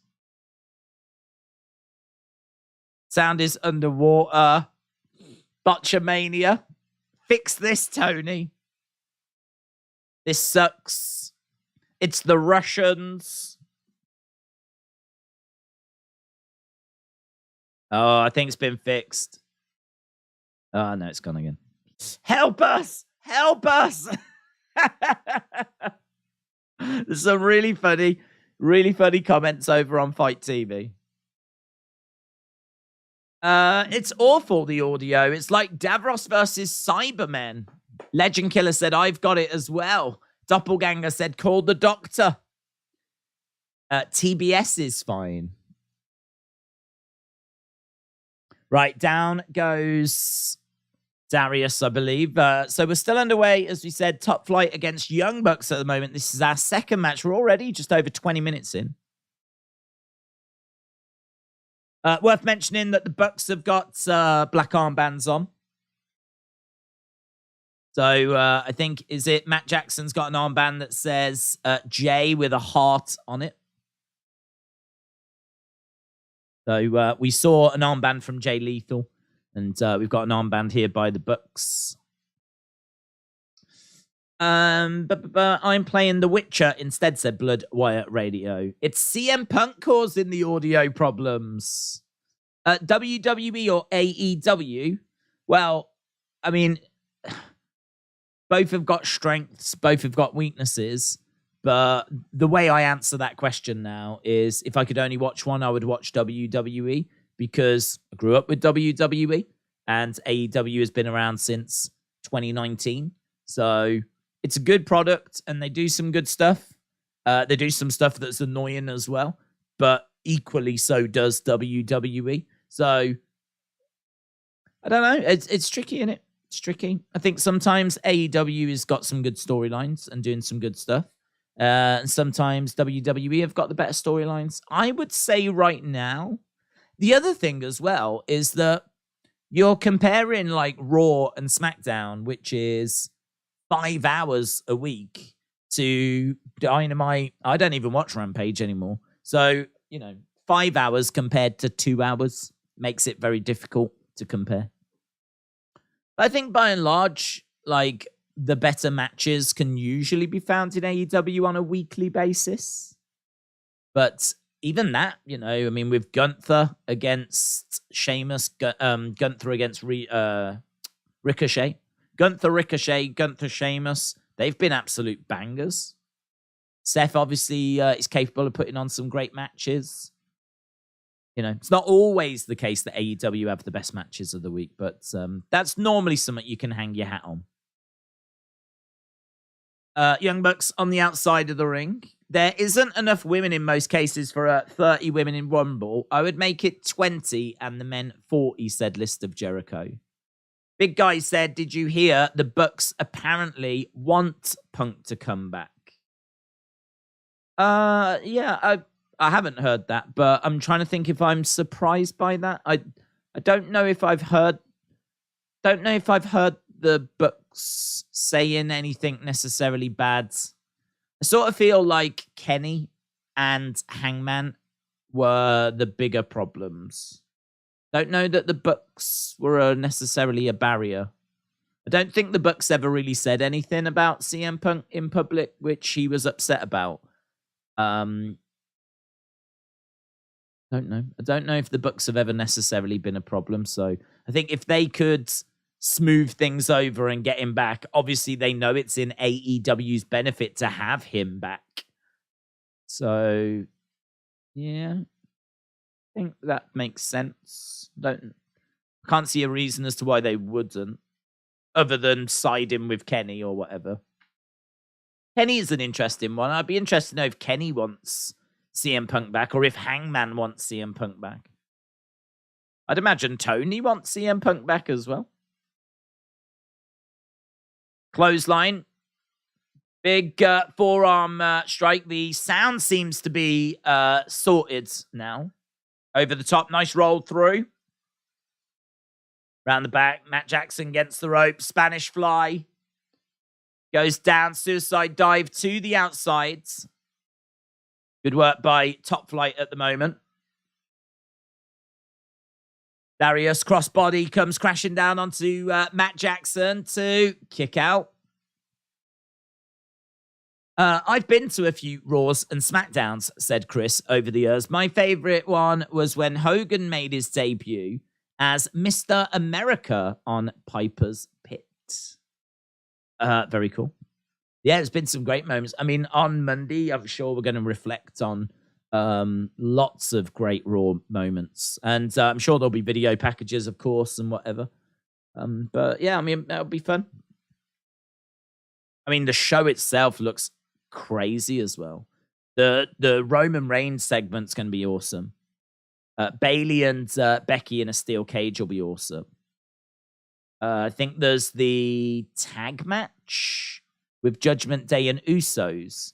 And then we've got the Bobby Austin Theory title match as well. So plenty going on. It's a stack show. And then like Undertaker's on the show as well. Nice kick, super kick. Flatliner. Good work by Top Flight.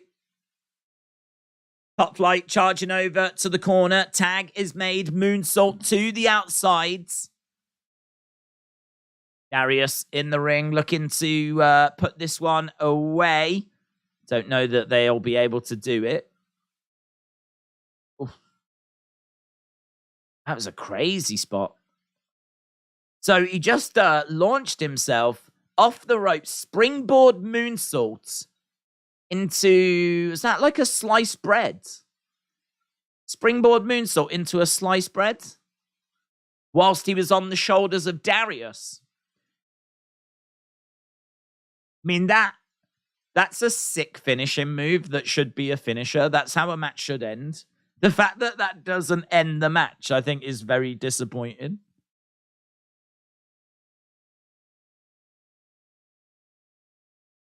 Mr. America passed the lie detector test. He's definitely not Hulk Hogan, said Aubrey Edwards. Tribal Chief Acknowledgement Ceremony, said Justin. That's going to be a banger in it. That's going to be so much fun. That's going to be so much fun. Canadian Destroyer. 1, 2, and a 2 count. I would pay big money to see Top Dollar try that move. Yes. In my mind, he slips on the ropes, of course, as he tries to do it, stumbles backwards, just clips the person that's holding the other person. They stumble around. They just end up falling over. As Top Dollar falls down, the ring buckles and actually kind of like slumps down in one corner. That then results in the ring posts and the ropes like all falling down, hurtling towards some railings. It knocks into the railings, which then knocks into the front row, causing injury. Like anything that can happen and go wrong, I could just visualize going wrong. Dante makes the save. Cool sequence, said Ron. This is a killer match, said Luke. Bucks just used one of the Briscoes moves as a tribute, said Justin. I think anything to do with turning on Sammy has been put on hold for a bit, said Big Guy. Super kicks on the outside by the Bucks. Both of the Bucks have got those J armbands. Okay, they've got a 2-on-1 advantage. Feels like this could be the beginning of the end. Ooh, they go for some knee strikes. Darius moves out the way, and Top Flight get the win. So the Bucks go for knee strikes. They collide into each other. In the confusion, Darius gets the roll-up victory, and Top Flight get the win, and the Bucks lose. Big win for Top Flight, that one. I like when they cut over to Matt as well. They cut over to Matt, and Matt was like, "Was that the 3?" He was just double checking with the referee, like, "Was that the 3? Did they just win?" I like that.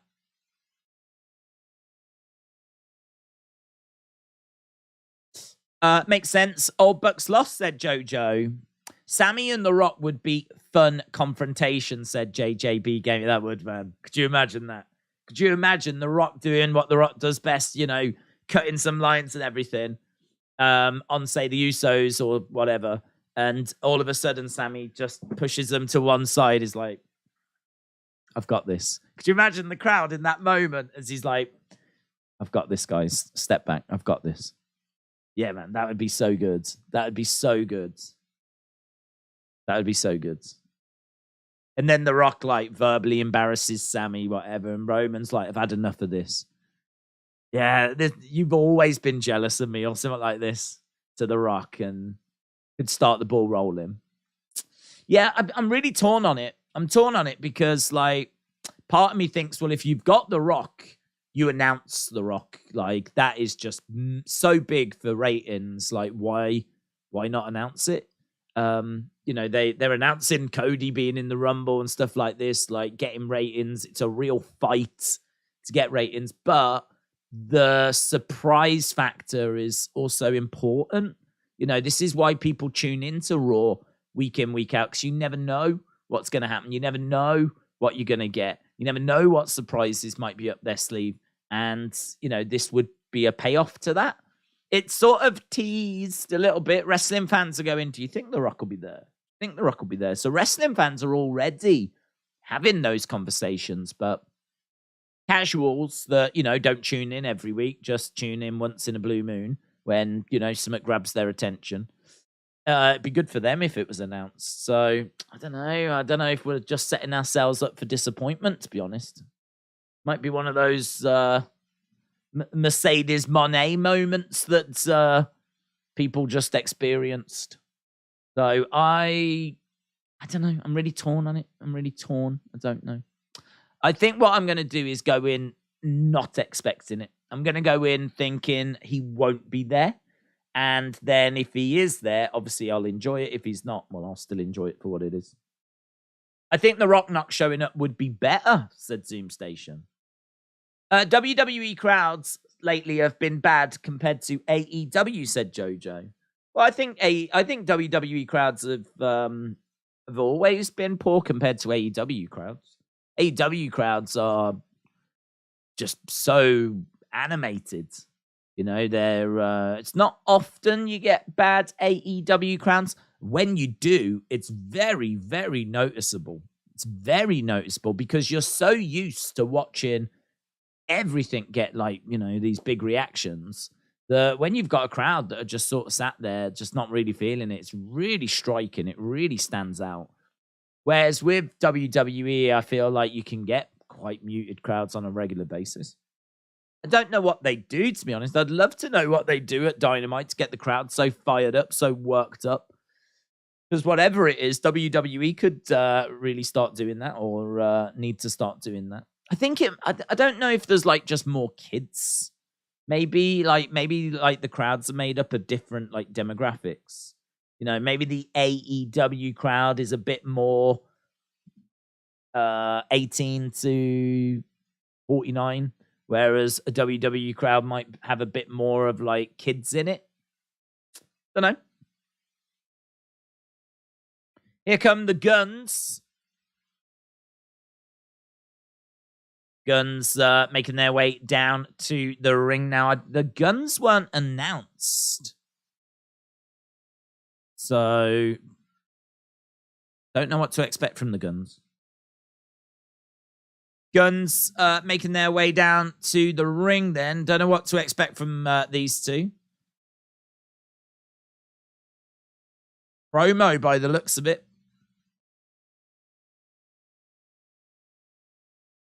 Oh, this is meant to be the Acclaimed time. So the Acclaimed, I think, should be coming down. Right, if the Acclaimed them now, I don't know what to expect from there.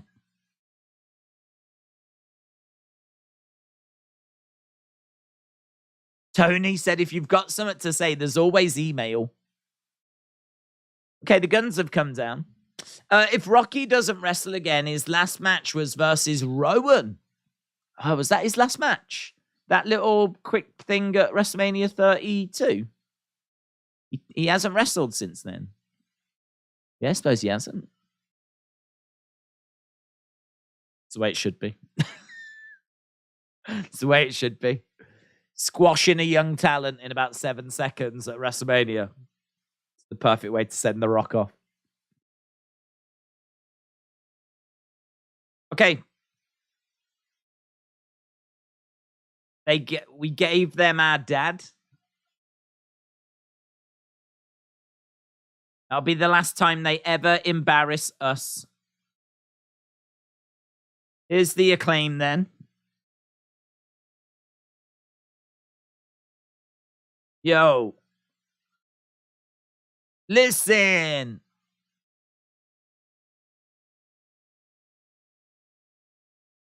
We don't want to hear a rhyme, said the Guns.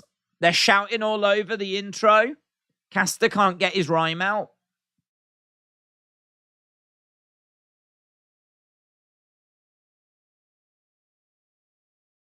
Did you come to hear the Ass Boys, or do you want to hear me freestyle? Shut Austin's mic off and hit my music. They have shut it off. He's gonna come out again. Yo. Listen. Yo. Yo.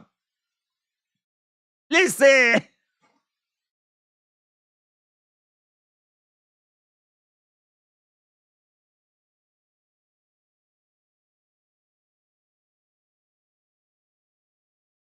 You only got a job because your dad works here. You're the worst kid since Hunter Biden.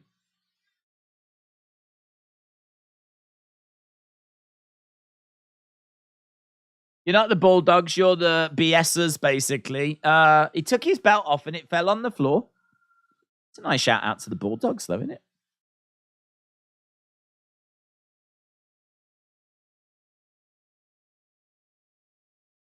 They feel big time, don't they? I love the Acclaimed. It's a real positive they've been for AEW. Billy is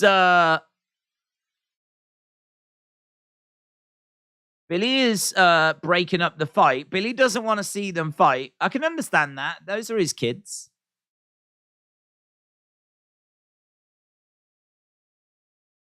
Billy grabs the microphone. Let's see what Billy's got to say.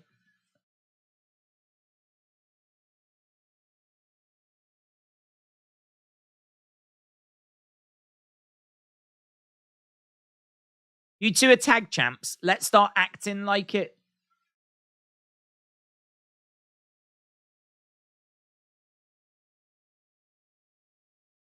Next week, we're going to sit down and hash all of this out.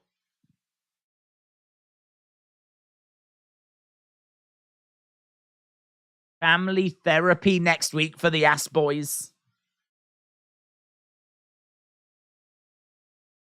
Family therapy for the Ass Boys next week. Daddy taking control. Oh, could you imagine Daddy and Mammy together? That'd be so cool. Daddy and Mammy. Right, we're backstage with Renee and Hangman Page.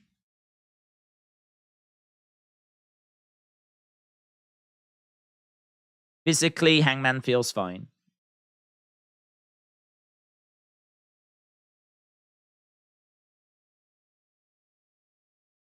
I told John I would beat him last week, and I didn't.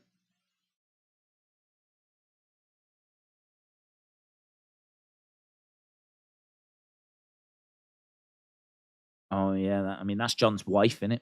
It's a bit awkward.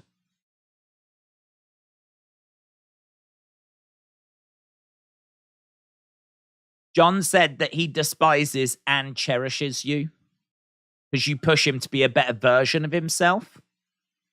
Shouldn't Renee be doing that? I mean, just saying.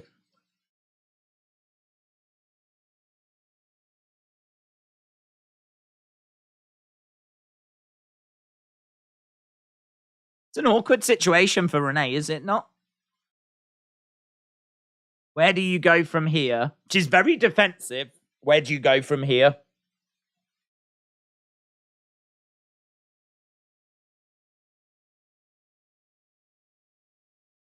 Some tough conversations I would like to have.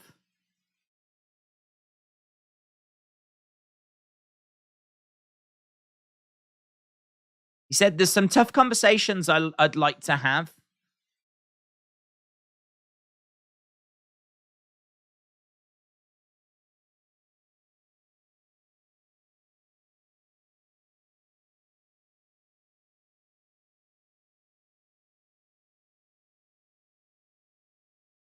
Get a chance.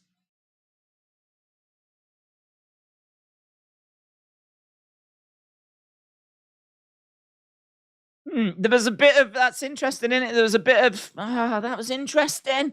See, that is good stuff. That is good stuff. That is Hangman talking to John's wife, saying that he wants to beat him up, but then also understanding that that is John's wife. Like, there's layers to that backstage interview. And, you know, at the end is kind of like, oh, will you just tell him? It doesn't matter. Never mind. It doesn't matter. Thank you. Like, and he was polite to Renee, and Renee understands the situation, and she's in an awkward situation, and, you know, the body language was sort of like, oh, this is awkward, but it's got lovely depth to it, lovely storytelling to it. You sort of think like, oh, is he about to say, like, tell John, you know, get better soon, or they hated each other, but there is like a respect there.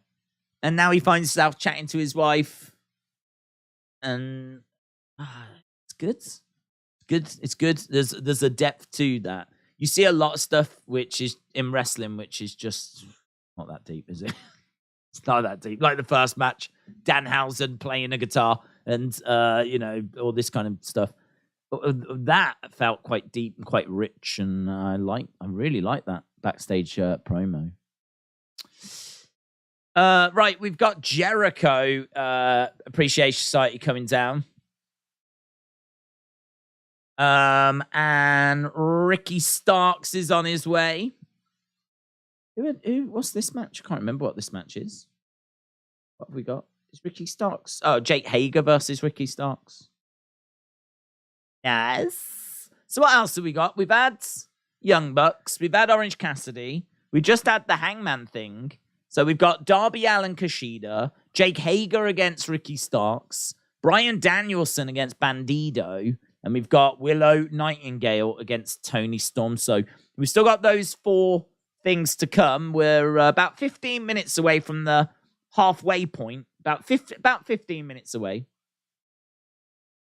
So Jericho has gone on to commentary.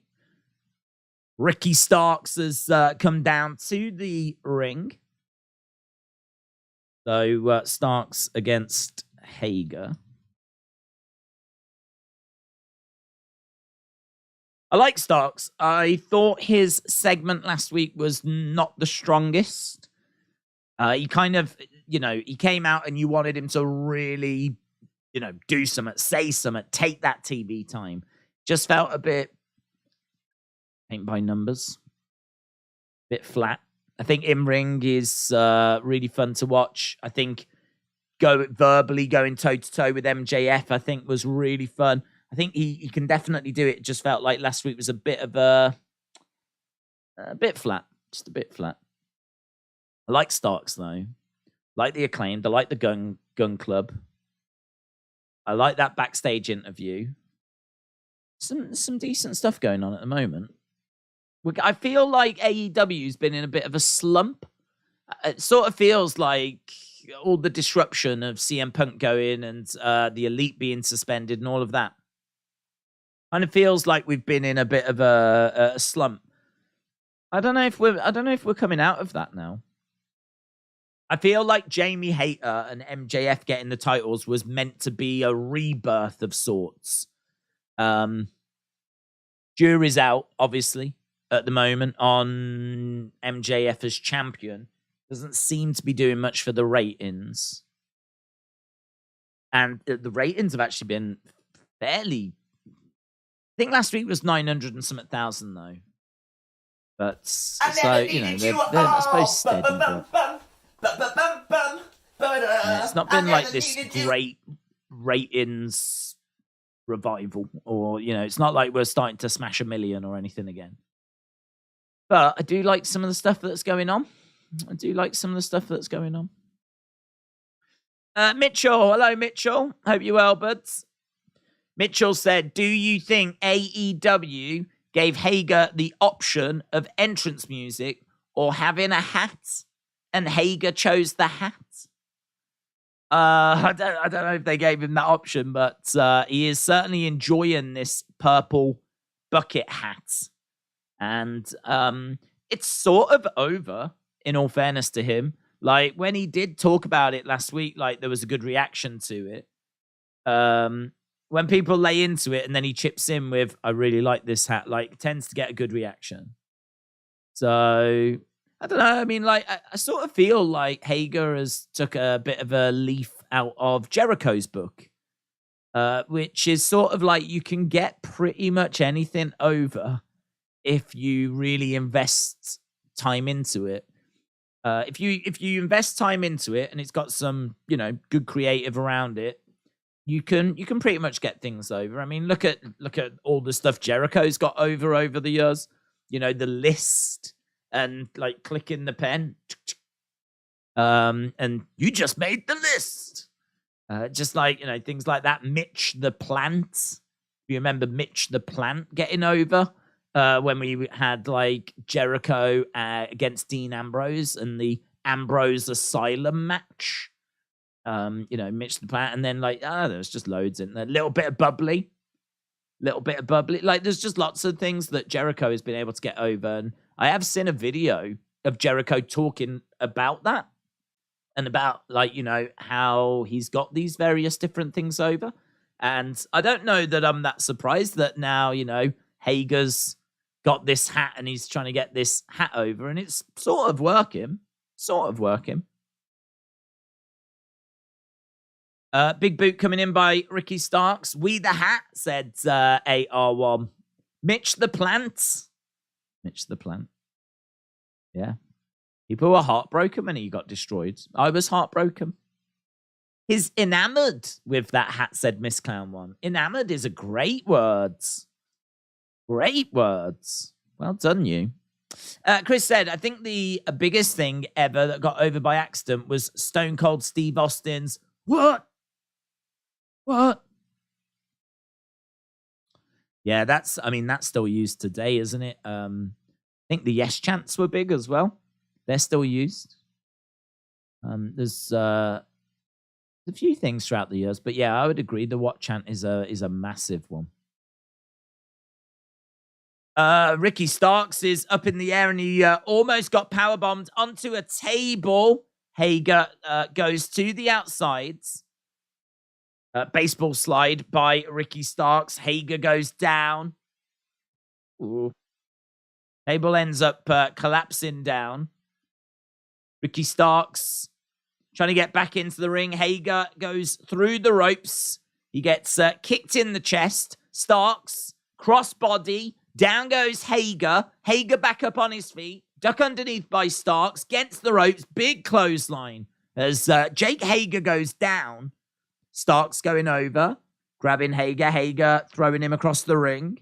Big kick there by Hager. Hager going middle rope, looking for a splash. Knees up by Starks. Nice. Good work by Ricky. Ricky is up. Oh, big DDT by Ricky Starks. Turns over Jake Hager. 1, 2. Oh, shoulder up. Shoulder up by Jake Hager. Tony Khan has tweeted... What has Tony Khan said? Wrestling with Andy said, The Rock getting the people's elbow over is crazy when you think about it. Good point. Excellent point. You're cool with Tony. Ask him why the purple hat is not on sale for fans to buy, said Junior. That's a really good shout, actually. You should send that to Hager. Ask Hager, because I'm sure that would sell. Ricky Starks rolling outside the ring and running away after picking up the victory. So Ricky Starks gets the win. He runs into the crowd, stands on the steps. He's in with the fans. And we've got very frustrated Jericho Appreciation Society. As Ricky is... dancing around on the in the stands.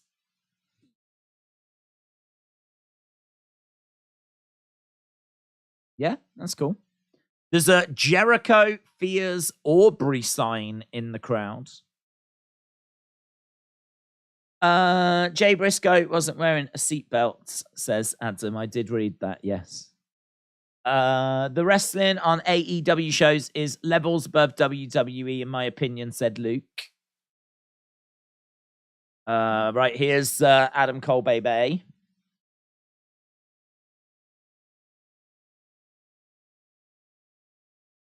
LA didn't disappoint, says Adam Cole, as he came back and he got great reaction. It's been a week now.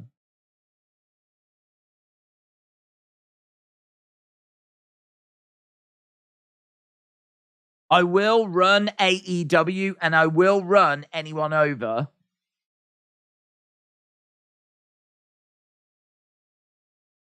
So, little video package on Adam Cole, but it doesn't lead to any announcement. I thought they might announce him for a segment or something, maybe on Rampage, but it's just a bit of a recap of him returning last week. And what it has set up is our next match, which is going to be Bryan Danielson against Bandido. So about 5 minutes to go until we get to halfway point. I think the show's been all right. I think it's been all right. I like Ricky Starks. I like the Acclaimed. I like the Gun Club. I wasn't the biggest fan. I'm just not a big fan of the Bucks matches. That's the conclusion that I've come to. But I've never been a fan of Best Friends.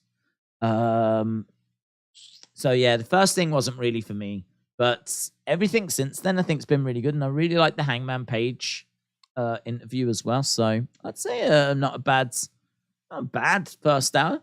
See what people's thoughts are in about 5 minutes. Tony Khan tweeted, after Dynamite, Ring of Honor crew will record a special Jay Briscoe tribute that will be free on Ring of Honor Club and on the Ring of Honor YouTube channel. I wonder if he's doing that because they can't get anything onto Dynamite. So perhaps like they are being prevented from doing something. Tricky situation, isn't it? Because if he comes out and says we wanted to do something but the network wouldn't let us, you kind of throw in the network under the bus. You can't really do that. But equally, you can't be seen to not be paying respects. I mean, I sort of feel like a graphic at the start, this announcement that is made that they are doing something after the show.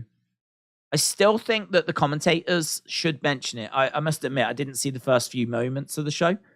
So they might have done, to be honest. So that, that might be it. But I feel like, NXT gave us a piece to camera by the commentators. As I said, maybe we've already had that. Because I did have to do a computer upgrade. Had a little message pop up right as Dynamite was beginning, which was annoying. So yeah, maybe that is it. Nick Jackson could have a tremendous solo career, said Zoom Station. Metal Mouth said, I just got home from work. Did I miss anything? Nothing seismic. No. But it's been all right. I've been entertained. Certainly not dragged. Certainly haven't been sat here going, oh my God, when's this going to end? It's been all right. Right, we're backstage. We've got the Jericho Appreciation Society looking very frustrated. Ricky Starks has been insulting us and mocking us, says Jericho. But next week, it's a tag match. So Starks and Action and Ready.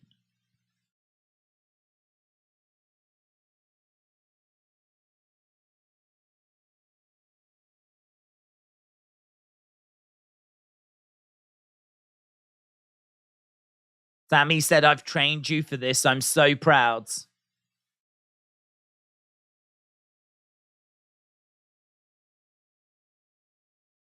Okay.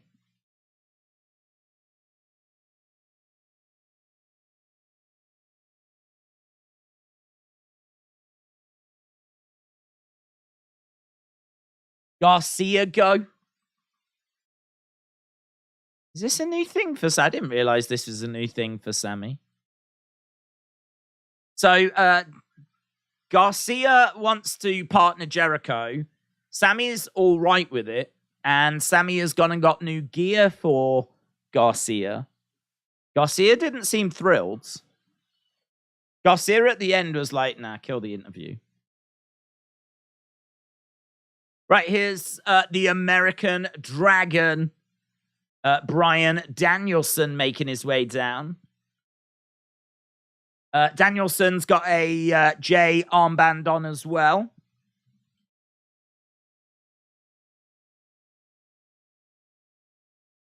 Danielson against Bandido. Garcia just does not fit Jericho Appreciation Society at all, said James. It's been going on for weeks, says Tahil. Dax said on his podcast that Vince being back complicates their decision. He doesn't know where they're going. Dax said on his podcast, Vince being back complicates their decision. He doesn't know where they're going. Yeah, I bet it does, in all fairness. I bet it does complicate things. I think it'd be brilliant if they could find their way back to WWE. If I was Triple H, I'd be going to Vince going, please, just give me this one thing. Just give me FTR and don't get involved with them. Yeah? Just give me this one thing. They're so good. So, yeah. Are they definitely not re-signing with AEW? Are they definitely done there? It feels like there's a bit of a ceiling there for them, doesn't it? It does feel like they're struggling to be established as the team in AEW. Don't know. Whatever's next for FTR is going to be very interesting. Who would you have win the Daniel Bryan MJF match? It's a really good question because I sort of feel like I'd probably put it on Daniel Bryan, you know. I'd put it on Bryan Danielson. I'd put it on Bryan Danielson because I think the ratings right now are not anything that great. And I don't have much confidence. Like, I don't know that the problem is you can't really hope and see that things are going to pick up and that, you know, MJF as champion is going to really turn this around. I think I'd be really tempted to put it onto Bryan Danielson, get the message out there that Bryan Danielson is the champion in AEW. It's a big name. He's got that experience. I'd be interested to see what it does to ratings. I'd be really interested to see what it does to ratings, actually. And use that as a barometer, because then I'll have a much better idea as to, is the MJF title reign a bit lukewarm? Is it a little bit underperforming? Or is it just the case that it's just this is where the business is at the moment? So I think I'd be really tempted to put it onto Bryan Danielson. I've got a feeling they'll keep it on MJF. And you can definitely make the argument that they've just invested in the Triple B belt. So why would you now, you know, take the title off him and take it off him so soon? But I think like AEW needs like that shot in the arm. And I think MJF being champion was meant to be that shot in the arm. And there's no sign that it has resulted in a shot in the arm. There's no sign that this has resulted in MJF, like in the ratings, like improving. If anything, they've dipped a little bit and just stayed quite flat. So I would be looking for a shot in the arm, to be honest. I'd be looking at like, what can I do? Just boost them ratings and, you know, see if we can get a bit of momentum going again as we, you know, emerge out of Christmas and New Year and everything. You know, we're a couple of weeks obviously past that now. So by the time we get to their match, I think I'd be tempted to go with Danielson, which I think would probably be against what a lot of other people would do. I think a lot of other people would keep it on MJF and see where we get. But I think I have seen enough. I think I've seen enough to know that he is someone that I think is going to take a bit of time to get there as champion. So I would switch it. FTR come back and dethrone the Usos. We went from Moxley as champion on TV every week to a part-timer in MJF, said Zoom Station. Days, by putting out that tweet, it makes the network look bad. The armbands are like what wrestlers did after Brody Lee passed. Yeah, it doesn't say it's down to the network, though, does it? But it does a great job of sort of implying it. So I actually think that's a good move by Tony, because I think there will be criticism aimed at Tony as to why did they not do more during the show. And if the reason is he can't because of the network, then I sort of feel like that tweet sort of hints towards that. It's like, we are going to do some after Dynamite. Ring of Honor, we're going to have something that will go out and this is where you can watch it. We are doing something. And it sort of implies like we want to do something. I agree. But it doesn't come out and say that it's the network's fault, does it? So I actually think that, that's acceptable. It's clearly something that's on his mind. It's clearly something that Tony is aware of, that there's a conversation that they maybe should be doing a little more than they have.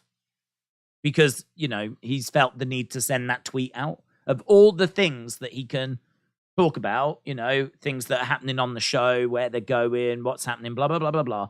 He's sent a tweet out about how they're going to pay respect to Jay Briscoe and about the fact they're recording something afterwards. So it's clearly on his mind. He's clearly aware that they need to be doing that little bit more. So yeah, I actually think it's a good move, that by Tony. I think it's a good move. I just hope it's not a way to get people to go and subscribe to Honor Club. Nah, I don't think people would subscribe just to see that. I don't think they would. I don't think they would. I don't think that's a way that you're going to drive subscribers. Didn't they say it's going to be available on their YouTube as well? I mean, if it's only on the Honor Club, then that's a bit shady, to be honest, because I can't see any reason why you can't put whatever it is you're going to create onto Dark and Elevation, because they're just YouTube shows. So, yeah, if it's only on Dark, then that's a bit... if it's only on Honor Club, then that's a bit strange. But I'm sure, didn't he say that it would be available on their YouTube as well? So I don't think that's what they're doing. I think you can accuse Tony of, quite a few things, but I think when it comes to paying respects in these moments, I think his track record is very good. I mean, what he did with Brody and the support they've shown -1 and all of that, it's been faultless, hasn't it? Really, been faultless. So yeah, I've got no concern that that's the game here. That's what they're doing. I don't think that's what they're doing. I can understand it being questioned. WrestleBuzz said, I'm not sure if it's been brought up, but I read they're recording a Briscoe tribute show after Rampage, and it will be on Honor Club and YouTube. Love that they paid tribute to Jay last night, said Tommy. If NXT was able to pay tribute, they should have done it here also, said Paul. Well, I think they did, in the sense of, I believe there was a graphic at the start, and then I think the commentators did say something. I think if the commentators don't say anything, then I agree that I don't get that. I don't get how they can't even mention it on commentary. I don't get that. So they should be able to even just say something. But my understanding is we got a little summit at the start. And NXT was only a little summit, wasn't it? It was only the commentators looking at camera just saying, thoughts are with the family and, breaking the news. So it's not like NXT had a video package or anything. But obviously, in all fairness, the news did break during that show, so... I wouldn't have expected them to have done a video package anyway. Right, Danielson in control. Yeah, I'm just saying what I saw people say on Twitter, says James. Yeah, I don't have that concern. Reports are going around. Vince is telling people he's back next week, says Chill Dudes. Announcers did mention it during the first match, said Blaze Radio. I'm not a fan of HBK anymore, but I do give him props for changing a segment that they were going to do involving New Day and Pretty Deadly. Yeah, I think they had to, though, in all fairness. It was a funeral segment, wasn't it? So they had to.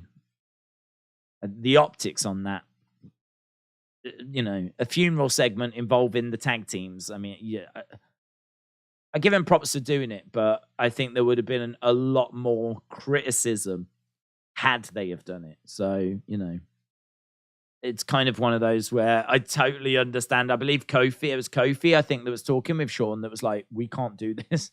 We can't do this.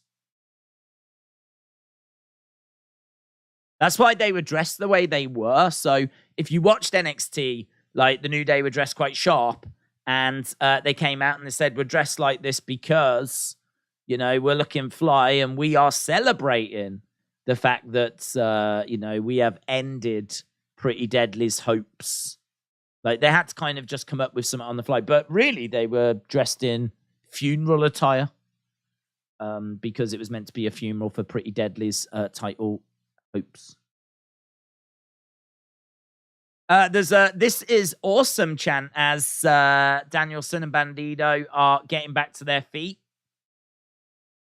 Chop coming in by Danielson. We're at 10 minutes already into the second hour. Big chop coming back by Bandido. These two exchanging blows back and forth.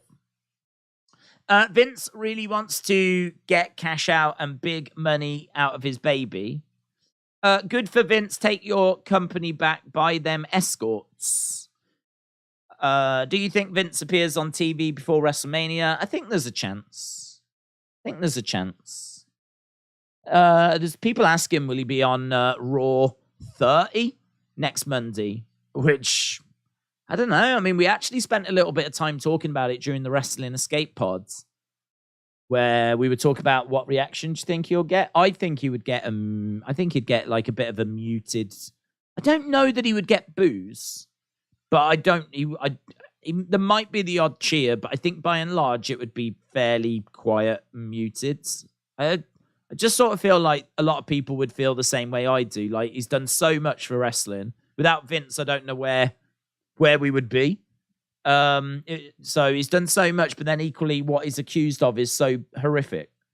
And he's paid all this hush money and he's not been found guilty of anything. And it's all very confusing, isn't it? It's all very like, don't know how to feel about it. So I think my reaction would be one of applause. I'd give him an applause because it's Vince. But I'd be feeling a bit like awkward with it. And I think that would probably be like the general reaction. I don't know. He could always come out to piped in sounds, of course, fake crowd noises. Bandido looking for a frog splash, but it's well scouted by Danielson that applies the LeBell lock. LeBell is in and Danielson is in control. Bandido in a bit of trouble here. Bandido trying to get over to the ropes. Trying to crawl his way over and he's struggling.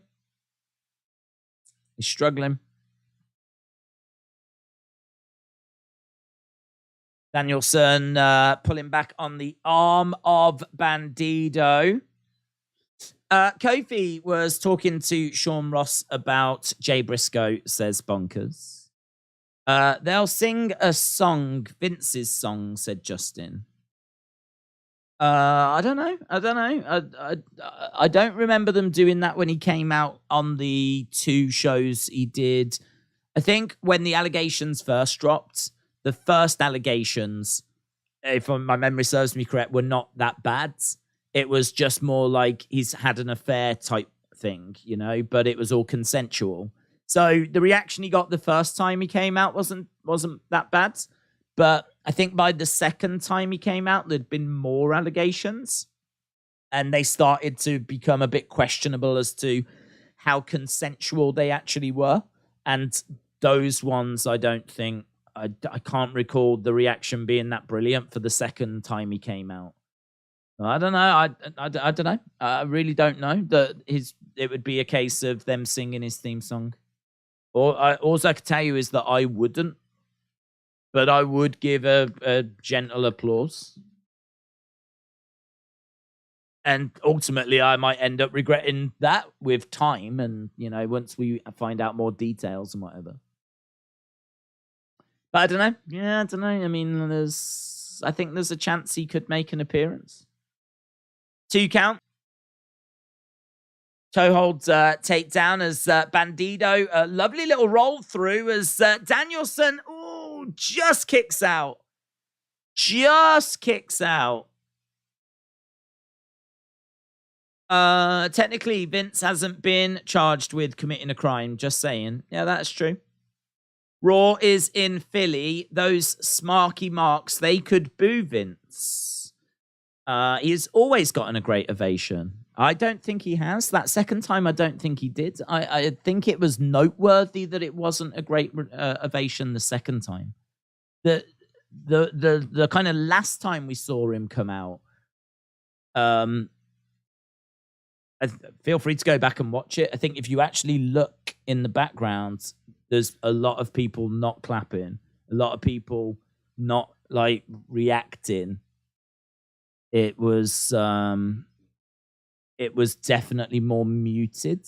And as I said, I think that's because the more serious allegations had emerged at that point. Been a lot of water under the bridge as well, I mean, there's not been good. It's not as if he's been away and there's been tons of good news that's come out about Vince. If anything, there's been more allegations. This is a conversation that they, I think, would be having as well. Because I think Vince being on Raw 30 makes, obviously, clearly a lot of sense. But I think, this is the type of conversation that we're having backstage of what kind of reaction can we expect? What kind of reaction can we expect? Whether Vince is going to care and is just going to do whatever Vince is going to want to do, there's every chance of that, isn't there? There's every chance of that. We'll see. I don't know what to expect. Forearm strikes by Bandido. 15 minutes into this. Watson said, I've always wanted to be at a show and start singing You've Got No Chance in Hell. Bandido is awesome. I'm a fan now, said Rare Brads. We've got holy ship chants as Bandido goes against the ropes. Goes off the ropes looking for a German to Danielson. Danielson kicks out. Danielson able to get his shoulder up. Crowd very vocal. Crowd very much into this. As Bandido grabs Danielson. Double underhooks.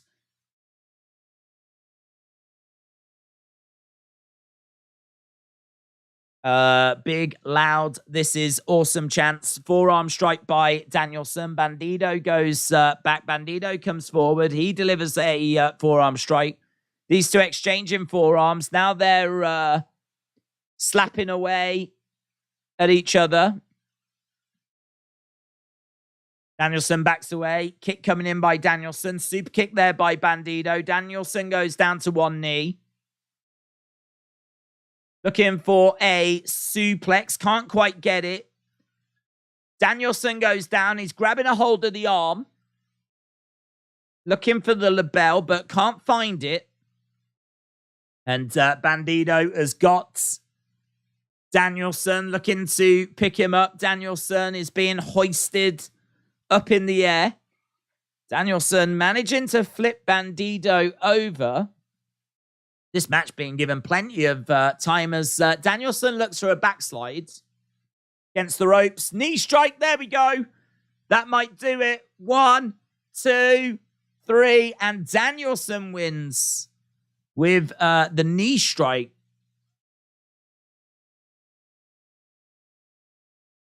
And Danielson gets the victory in a match that was very much enjoyed by the fans. People in fight chat as well saying superb. That is a great match. That was awesome. That's a pay-per-view quality match. One of the best Dynamite matches ever. I mean, I don't know that I would go that far. It was very, very good. Danielson is in the ring. Why is he? He's looking over at the entranceway. Is someone coming out? Oh, MJF's on the entrance thing. MJF then saying a few words.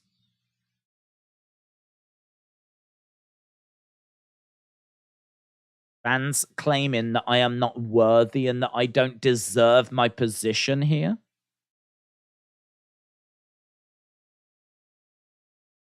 Have you forgotten who the hell I am?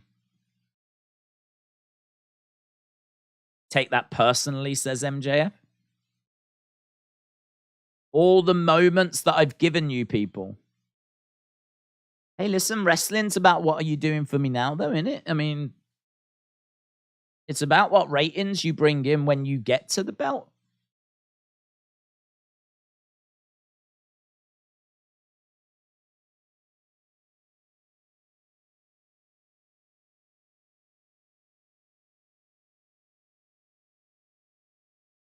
That 1 hour Iron Man match is going to be fire in it. That is going to be so much fun. Do you think the allegations happen to prevent it? Do you think more allegations happen to prevent it? What? Prevent Vince? I don't know. I mean, I think it's in doubt anyway. I don't think Vince coming out on Raw 30 is a guaranteed thing. If Vince will do what Vince wants to do, to be honest. If he wants to go out there and be a part of it, he will. If he's not going to be that interested, then, you know. I don't know. I really can't call it. Vince is happy to go out there, you know. We saw him go out there. Vince never hides away. Never shies away. He is always front and center. And this might be that he is very aware that his image has took a knock. He's very aware that his legacy's, you know, suffered massively. And, you know, in his mind, he might want to get out there, to be honest. Confronting it like face on. So part of me thinks there's a really good chance he does go out there. Who's going to stop him if he wants to? Really, at the end of the day. I mean, maybe the network might have a word, but doubt it.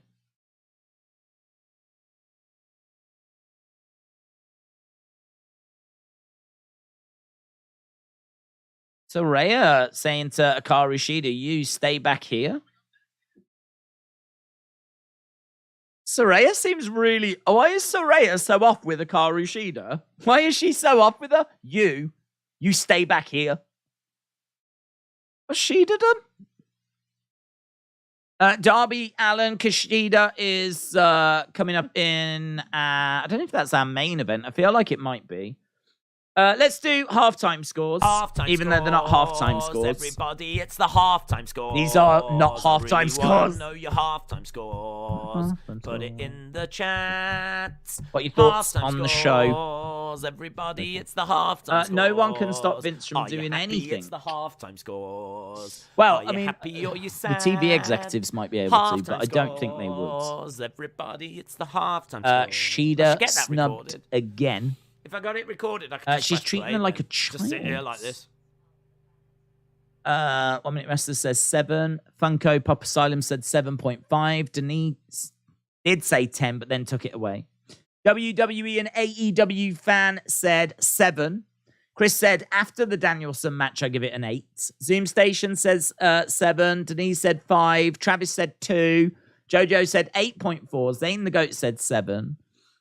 Rare Bread, I think that's a Breads, isn't it? I think the 3s are E's. Rare Breads, 7.5. Tilius Frog said 5. A Very Irish Potato said 6. Luke with an 8. Mr. Unfamiliar with a 5. Aubrey Edwards, Dancing on Wrestling Game. Graves said 7. Big Time Baxter said 6. Shaquem said 5. Greg says 8. J-Boy said 8. Adrian said Man City will lose later. Morgul Matt says 8. Miss Clown said 4. Tony said 6. Lance said, can we get a 10-hour loop of the halftime score song? Gotta give the fans what they want. Rashawn 6.5. Krista 3. Tommy 3. Justin 7.5. Very Irish Potato 6. Justin 7. April and Greg. Jean-Louis 9. 6.5 says let him in. Slim Jim said 8.5. Virus said 6. Justin said 7. Paul said 4. But Danielson match 10. Adrian said 6. Bonkers says 5.3. Bit of a mixed bag, this one. We got a few 5s, 6s, 7s, 8s. Kind of a little bit all over the roads. I think this is, I think it's like 7.25 for me. Something around that ballpark. I thought Danielson match was very good. Very, very good. Apart from the first match, which is just not really to my taste, I think everything else has delivered. At least delivered. With some things like, going that extra mile, like the Danielson match. I really like the Hangman promo, as we said. Yeah. Ricky Stark's match was so-so. There's obviously a lot of moving parts with Jericho Appreciation Society, but it's always good to see Ricky. I like Ricky. Tony Khan. Brian Cage. Ring of Honor World 6-Man Champion Brian Cage. Brian Cage, the Machine, the Swolverine. Here's MJF.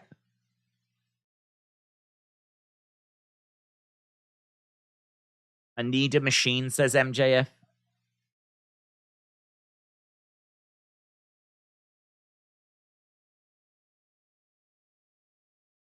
With all due respect, there's more money here than you gentlemen have ever seen in your whole entire lives.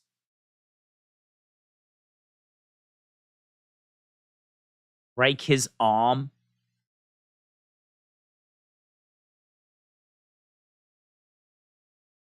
MJF slaps Brian Cage.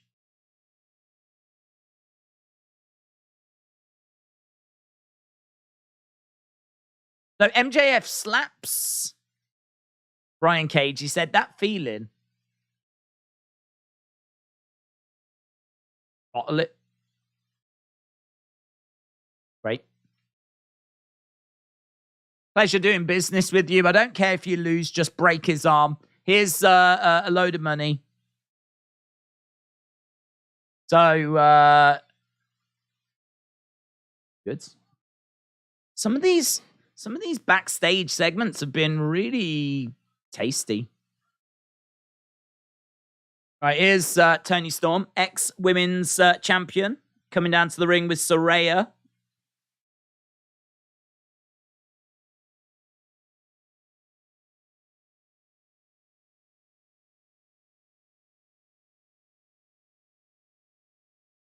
Here's Willow.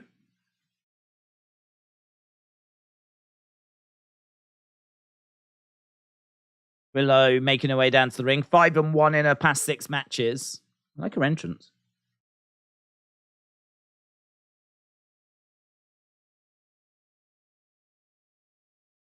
I like her entrance. I think I might have commented on that before. There's not enough joy in wrestling. Where did all the joy go? I think I would change her ring gear, though. Her ring gear's too dark. she's coming out to like this really funky sort of music, and she's like smile on the Titantron, and then she's coming out in like this generic black singlet. Definitely change that ring gear. Yeah, cool. Right, Willow needs to stop losing weight. Her weight and smile is the reason we like her, said Junior. Willow has got one of the coolest shirts on AEW shop, said Lance. I don't know if I've seen it. Let's have a look. AEW shop. AEW shop. I do like to look at AEW shop, actually, from time to time. We'll look and see what we've got.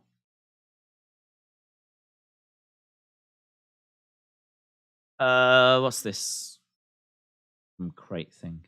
Right. We are underway with Tony Storm against Willow. There's a new calendar. Tight Mellow, some FTR stuff, more new arrivals, top selling items. I like the Hangman one. The Hangman one looks cool. That yellow Hangman shirt. I think that looks pretty cool. Well, we've got flags. They've got some flags. We've got belts thing that you can nameplate. That's what I'm looking for. Nameplates. We've got... Oh, are these signed? Are they signed? Are they signed? No, they're not signed. They're just pictures. Oh. It's a shame. They do have signed ones. There's nothing really there grabbing my attention. Young Bucks. Couple of figures. There's not really anything grabbing my attention, to be honest. Sheeta's making her way down. I was just having a look, seeing if I could find that Willow one. I could probably just search for it, couldn't I? Christmas stuff. I'll do that.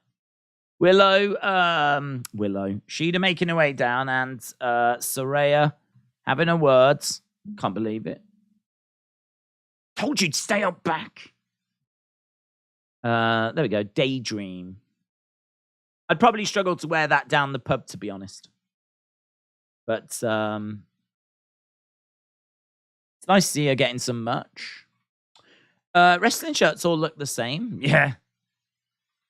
Black. Black. That's why the Hangman one's pretty cool, because that's yellow and it's got like interesting like pattern on. Like I think the Hangman one stands out.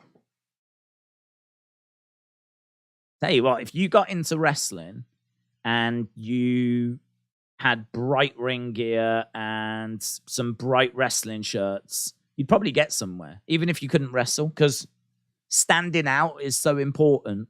Standing out from the crowds is so important. All these shirts are black, with some sort of pattern on. Knee to the midsection. You could probably change the color in the thing, I would imagine. Perhaps they're all just black in the pictures. But in all fairness, I would say the vast majority of wrestling shirts are black. Will Lesnar be at Raw 30? I'm sure we will get surprises. What those surprises are, though, don't know. But yeah, I think there's probably a good chance. If he's gonna be anywhere, it'll probably be involved with the Bobby Theory match, and that might be how Bobby doesn't win the title. So yeah, again, there's a chance. Do you think WWE should load up next week's SmackDown? No. No, next week's SmackDown's the go home for the Rumble, so I wouldn't be loading that. All you do is you just put the final touches to the Rumble. I think by that point, if you've got any surprises, you're saving them for the Rumble. So, no, I wouldn't be doing... I think the thing is, next week's Raw is going to be about the history of Raw. So that means SmackDown is going to have to do a lot of the heavy lifting for the Rumble builds. You're still going to obviously have Rumble build at Raw 30, but SmackDown might have to do a bit more of the heavy lifting. So I wouldn't be like putting loads of legends and surprises on SmackDown and building that up as a big show. I would be using that show to put the finishing touches to the Rumble. Maybe you could have some Raw superstars come over and maybe do something along those lines. But no, the big show next week's undeniably Raw. Willow collides into Tony. Daisy's wearing a black shirt and black hat. It's blue, actually. It's blue. I think you'll find it's blue. It's all blue. I'm blue, da-ba-dee-da-boo-da, da-ba-dee-da-boo-da. That's what I am. I'm a flipping Smurf.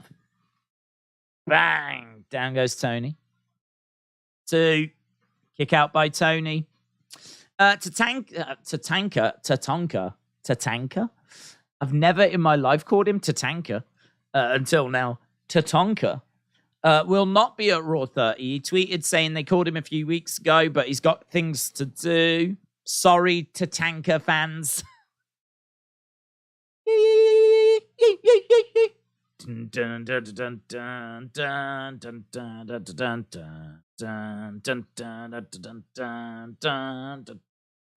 Used to do many a chop at home. When I was a kid, I did many a yee. You probably can't do that now. It's probably cultural appropriation. But I did it as a kid. I did it, and I'm not even sorry for it. I was war crying away as a kid.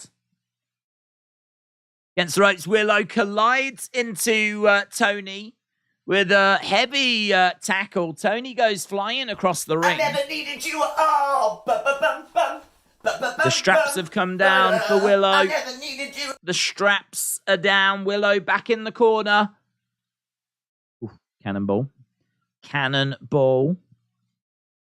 1, 2, and shoulder up by Tony. Mitchell, would you ever get to the point where you wouldn't watch WWE? Like if it was sold to Saudi or this Vince stuff is turning me off, would I get to the point where I wouldn't watch WWE? Yeah, definitely.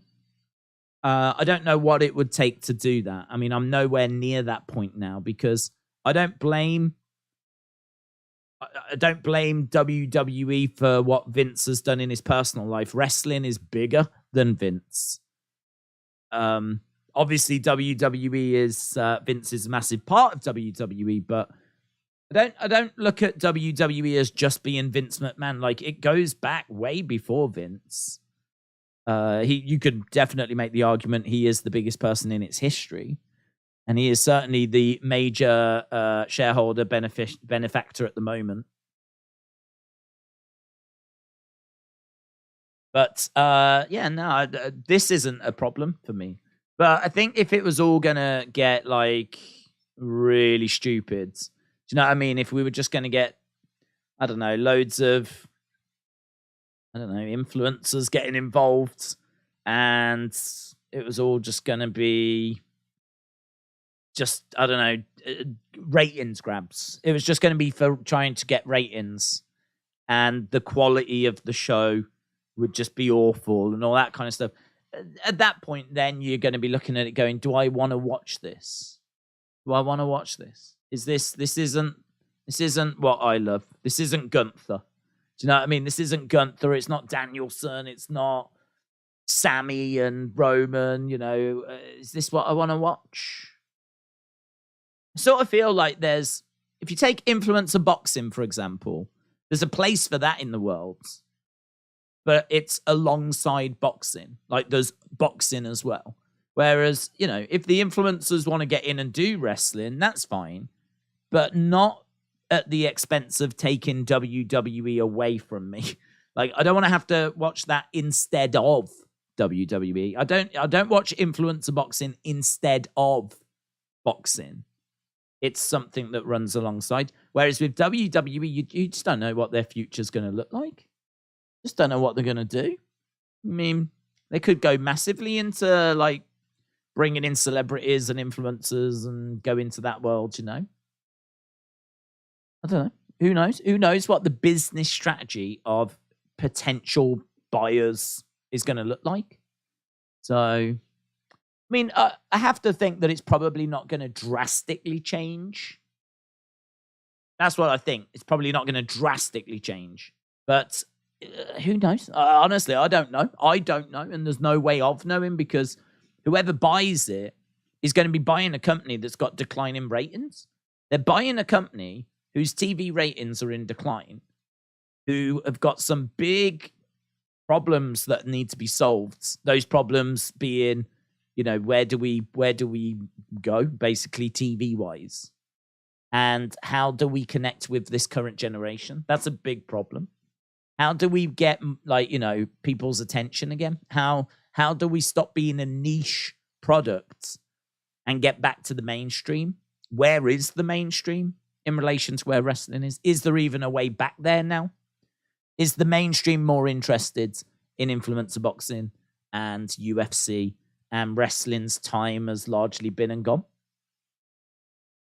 I don't know. These are all big, big questions that potential buyers are going to have to wrap their heads around and have a strategy for.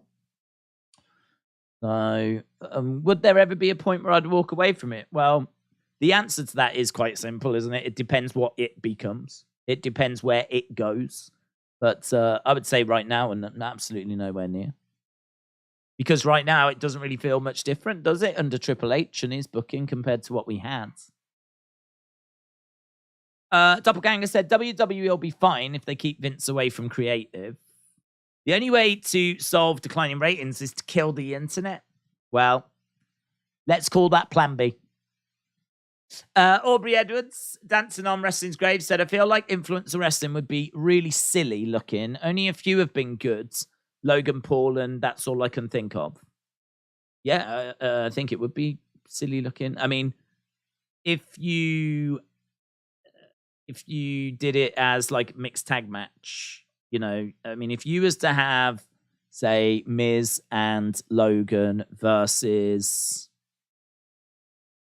Dolph and KSI, all right, and do something along those lines, you can obviously bill it as Logan against KSI, but you can at least have some workers in there that would be able to carry the bulk of the match and ensure that it didn't absolutely descend into farce. Of course, there's going to have to be moments and significant moments where Logan and KSI would have to go against each other, but that they would be scripted and pre-prepared to within an inch of their lives. In a way, it would be like performing a dance.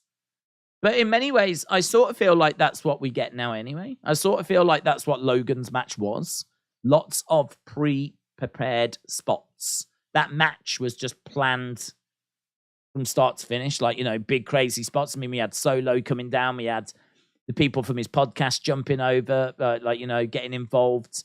That spot was clearly pre-prepared where he does the crossbody to the table because they actually hand him a phone that's on and recording so that he can do that jump. And all of this is sat down in a boardroom and planned out.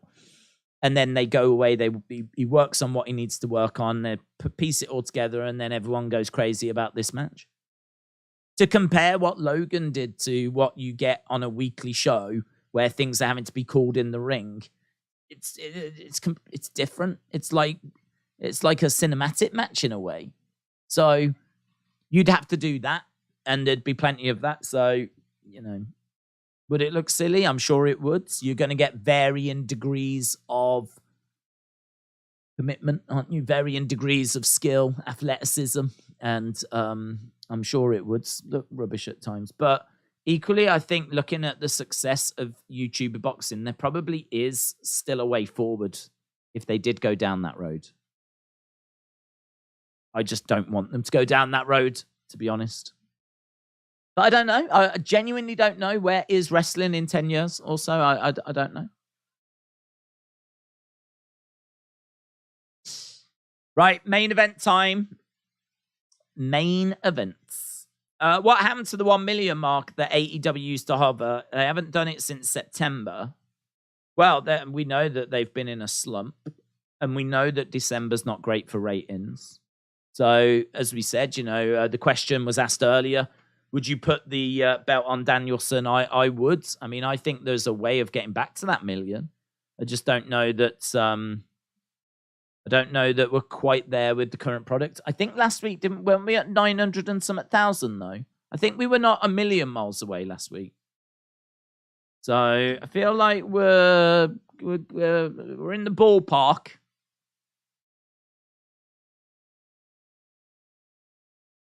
Okay, Kushida making his way down then.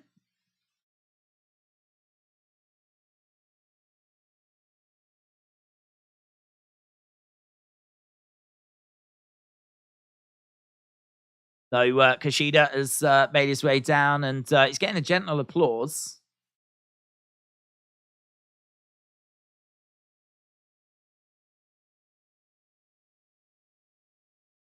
Darby Allin about to make his way down. They need CM Punk for ratings, says Paul.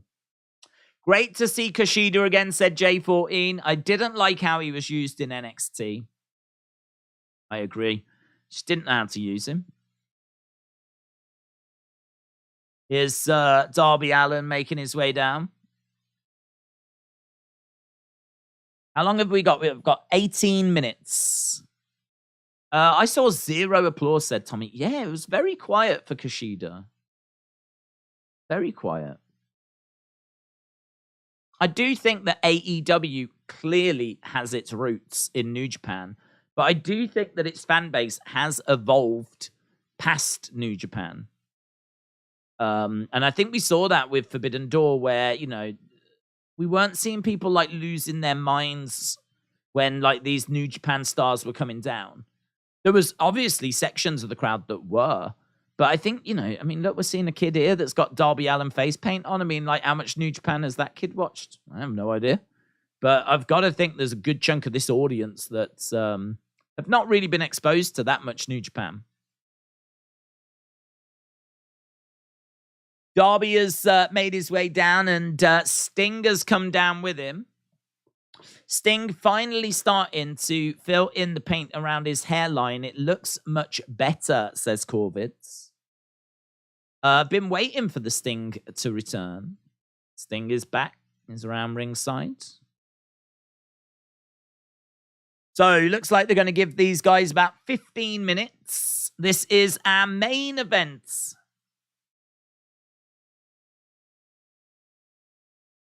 Exciting. Kushida. Ex-Ring of Honor World Television Champion. These fans are burnt out. Must have done dark already, said Tommy. Lance said, I've never seen New Japan. Yeah, I mean, it's not an easy thing to watch. Certainly not here in the UK. I mean, you have to... You ain't going to stumble across it. You need to be going to New Japan World, subscribing. Like, it's something that you have to really put effort into do. It's not something that you're going to see flicking through the channels. But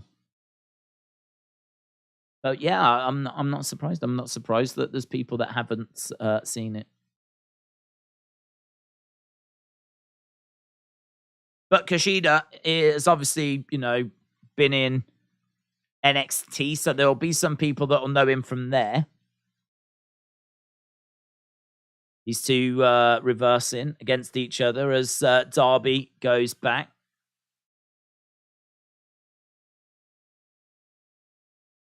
Darby over by the ropes. Kushida trying to come over. Goes low. Goes round the back of Darby Allin. Let's go Darby chants. New Japan and Impact get an average of 81,000 on Access TV. There's barely anyone that watches New Japan. Can't blame them. How much wrestling can an average viewer consume in the week? Well, I mean, I don't know. There's some people that don't watch WWE, of course, so they only watch AEW. Maybe they just check in with New Japan. But, I mean, look, 81,000, that's not many. That's obviously just people tuning in to, I'm guessing, New Japan Strong, maybe? 81,000. I mean, I don't know how many people are subscribed to New Japan World, but saying that, I don't think that number's going to be that crazy. I think they would have had a nice bump from Mercedes Moné. And I think, like myself, people will have dipped in, dipped back out again, you know? So, No, I sort of feel like if you've watched some Wrestle Kingdoms, you'll have a good idea as to who the big players are. Again, without knowing like the numbers for how many people have done that, I don't know. I just think the headline is, I'm not surprised there's a good chunk of this audience that don't know the New Japan talent. I'm not surprised by that. I think that AEW started with that core group of people that do those smart marks that do, but they have undeniably added fans since they started in 2019 and fans that are just into the AEW product. Dropkick by Kushida. Kushida going against the ropes. Darby on the outside. Darby trying to get round the back. Into the railings goes Kushida. Kushida grabbing Darby. Darby going against the railing. Kushida getting into the ring. Darby getting into the ring. Kick by Kushida. Darby rolling around in pain.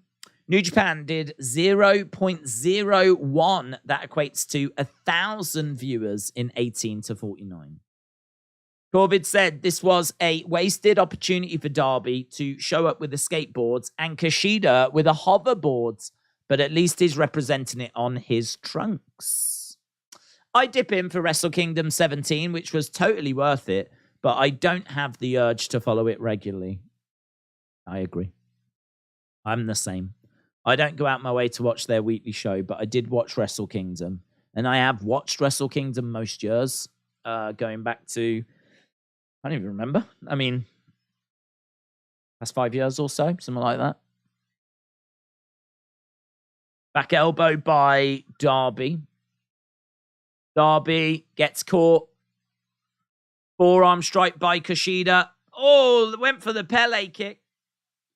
Slaps coming in by Darby. Roll through by Darby. Darby going up. Code Reds. Kick out by Kushida. Kushida rolls out the ring. I watch New Japan on Access. The product isn't up to current time. They're about a month or two behind. The most current match was Omega Osprey full match, says Jilly. That's interesting. Didn't realize they were like a couple of months behind. That's strange, isn't it? In this day and age, there's not really a need for that. It's not like they have to mail the tapes and send them by sea. Do you know what I mean? Like you'd think. I mean, I understand it'd suck to like just skip a few months, but like, sure they could do a big relaunch, get it more in line. Darby on the outside, Kushida on the outside. Do you remember why NXT moved nights despite being airing 2 weeks before Dynamite premiered? Do I remember why it moved? I think it moved because of sports. Got a feeling that it moved to a Tuesday because they needed the Wednesday slot for sports. Who are the lackeys with Kushida? I think they're from the LA Dojo. I think they mentioned on commentary. Oh, that's a lovely open palm strike there by Kushida. That was nice. That was nice by Kushida. Nakamura is the only one. Kairi from Stardom being the female equivalent. Just like that, Mercedes Moné has become an afterthought, said Metal Mouth.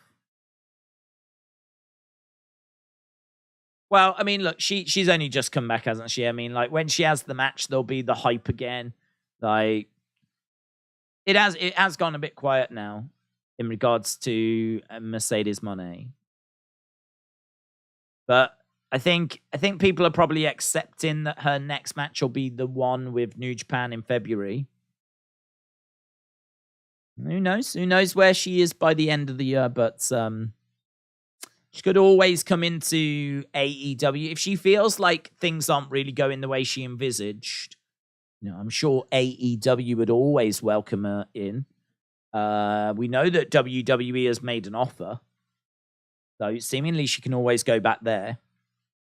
She's someone that's got options, I think. Tony said we might be in the midst of a serious injury to Darby. Darby in pain. Darby struggling at the moment. Drop kick. Basement drop kick by Kushida. What do you think of Jacob Fatu from MLW? Whenever I've seen him, I've been impressed. He is a bit of the natural successor to Umaga. He's more Umaga-esque than I think Solo is. Solo doesn't... I mean, did you see Solo getting face-to-face with Dominic? I mean, Solo's head was bigger, but he wasn't taller than Dominic. He's not... I think they're doing all right at making him like the silent assassin, like that can take things a bit far. And he's, you know, the Samoan Spike and all that kind of stuff. Like, they've given him some stuff since he's come up to the main roster. I feel like he's more intimidating on the main roster than he was even down in NXT. So I think they've done some good stuff, but Jacob Fatu feels a bit more like the natural successor to Umaga. I feel like, you know, if you had Jacob Fatu in the ring with Solo, I know who I'm siding with, and it's not Solo. So he strikes me as legit and everything. I really like him, but he's got that. I heard that, we spoke about it before, but he's got criminal records, and I think WWE have just never wanted to touch that. So, yeah, that's one that I think has been a barrier. I think it's one thing to have certain things on your record. I don't know what he was done for. Was it like, did someone say armed robbery, or am I just making that up? I might be making that up. I know it's not just something like a DUI, because clearly WWE have got plenty of people on those. So I know it's not that, but I think the Jacob Fatu one is a bit more serious. But in-ring, I like him from whenever I've seen, but I don't watch loads of MLW. It's just whenever I've caught him. I never needed you. Mitchell said, thoughts on Power Slap? Are you going to tune in? Probably not. Thoughts are that there might be an interest in it, but the timing is awful after what happened with Dana. I think it's something that can work once a year, or once every couple of times a year. I don't see how it's going to be interesting enough or varied enough for there to be a regular show. I don't get how you could do the Power Slap thing on a weekly basis. Maybe you don't. Maybe you do it on a monthly basis. I don't know. I don't know what their strategy is. I don't know what the scheduling looks like. But to me, I'm struggling to see the skill. Like with UFC, you've got people that are masters in kickboxing, jiu-jitsu, striking, boxing, like their footwork, head movement, ground game, grappling, wrestling. There's so much that you can bring into MMA. Like, but what do you bring into Power Slap? How hard you slap? That's it. The power of your slap. Like, I don't see the skill. I don't see how it's going to be engaging enough. I mean, like, I reckon you watch it once a year because it's like the knockouts are going to look like, you know, the slapping people go down and everything. It's like, I can see that being fun. I see it like mates coming around, having a beer, going, oh, that was sick. Like, I reckon you could get something out of it. But as a regular thing, I can't see it. I can't see it. I don't know. I'll have to see. Perhaps it's the new sporting sensation and I'm just a boomer. So, am I going to watch it? Probably not, to be honest. Probably not. I was sort of interested in it, but then, I mean, like with the Dana stuff and everything, I'm just like, no, it's not much goodwill towards Dana at the moment. And sort of not that crazy about it anyway. But I would have watched the first one because the trailer made it look interesting. So yeah, not. I'll probably watch some highlights. I'll probably end up seeing some highlights on YouTube or something, rather than trying to find where the show is, because I don't even know where the show is. I don't know where it is in the UK. I might not even be able to watch it. Darby is climbing up. Climbing up. We got Kushida on a... I think, was he on a chair? Darby comes crashing down. the camera work there was crazy because you couldn't quite see what happened, but it did definitely look horrific anyway. And Kushida has got the arm of Darby Allin, and he's pulling back on that arm. Referee is counting away. Count out. He won't win the title on a count out. What are you up to?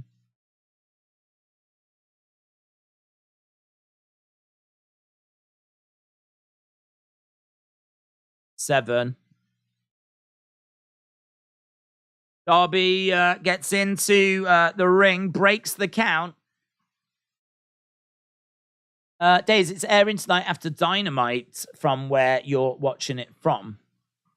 What, it's on Fight TV tonight? It's on Fight TV. I think Darby is going to win, said WWE and AEW fan. Look at the crowd. It's so engaged with this match, said Jonathan. We've got, we're looking out at the camera that's in the corner.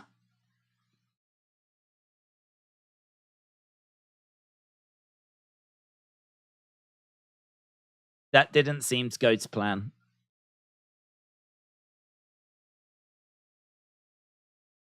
Kushida rolling over, grabbing the arm of Darby. Hoverboard lock is applied. Darby is trying to prevent it. The LA Dojo guys are they're giving Sting a towel, telling him to throw the towel in. Sting picks up the towel.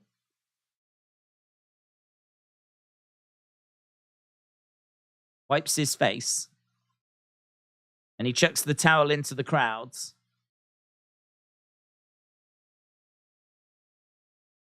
Darby's trying to get over to the ropes. There's only a couple of minutes left in the show. Kushida goes down. 1, 2, 3, and Darby gets the win. Oof. Darby will retain. He did. Sting's no Helen Hart. I love how he wiped his face. The paint didn't move. Didn't move. I thought he might smudge the paint or wipe it off. Nope. Good match. Both men look good, said Corvids. Terrible ending. Kushida isn't signed. Armbar looked brutal on the outsides. Armbar looked brutal. Good matches tonight, apart from the ladies, said John. That was a rough ending. Yeah, I agree. I thought the match was all right, but the ending was rough. You get these you get these horrific matches where they're throwing everything at each other. Some of the most horrific moves. You know, I mean, we're seeing moves that should finish matches easily, and then they end up doing another 10 minutes after. And then they always seem to win with a reversal, roll up, something like this, you know? And it's like, someone will be winning, they'll be dominating, roll up, 1, 2, 3, boom. The psychology is not right for me with some of these matches. These horrific moves can't get the job done. But these, like, little reversals just seem to be able to get the 1, 2, 3. If I was a wrestler, I'd just go in there doing these little roll-up things. That's all I would do. Little roll-ups. Eventually, I'll get the pin and the win, because seemingly that's how you get a 3 count in modern wrestling. Don't bother with reverse Ranas. Pointless. Pointless. Reverse Ranas, Canadian destroyers. Don't bother. Crazy stuff to the outside. Just try for a little roll-up. So we come to an end. That was Dynamite. Let's go into the chat and put a question in the chat. What do you score AEW Dynamite? Yeah, I am surprised there was not more for Jay Briscoe, to be honest. I am surprised. I think I was definitely expecting more. I think a little something at the start that I even I mean, like, we missed the first minute, so it wasn't really much there. I can only put it down to the fact that they I can only put it down to the fact that they are not allowed to do anything. The network aren't allowing it. That's all I can think, really. Because we know that Tony's very good when it comes to these sorts of things. As I said earlier in the stream, if there's one thing that I think that you can't really throw at Tony, is that when it comes to like the pay and respect side of the industry, I think he's got a very good track record of showing that he is very good at doing that. So this feels a bit strange that we didn't get that bit more. You know, if you think about how amazing they've been, how we see Ring of Honor belts on AEW all the time. It's not like Ring of Honor. I know the Briscoes haven't been on AEW, but Ring of Honor has featured very, very, very heavily since the purchase, with the Ring of Honor belts on regular shown and superstars coming over, and, you know, Jericho trying to beat all the former Ring of Honor champions and all that kind of stuff. So I can only imagine that it's a network thing that have prevented him. Hence why I think the tweet went out where he said, we'll be doing something after. We know we need to do something. We'll be doing something after. And it'll be free on YouTube, and it'll be on a club, and, you know, it'll be in all these places. So I ain't going to criticize him for that, to be honest, because I think it's out of his control. I do think it's out of his control.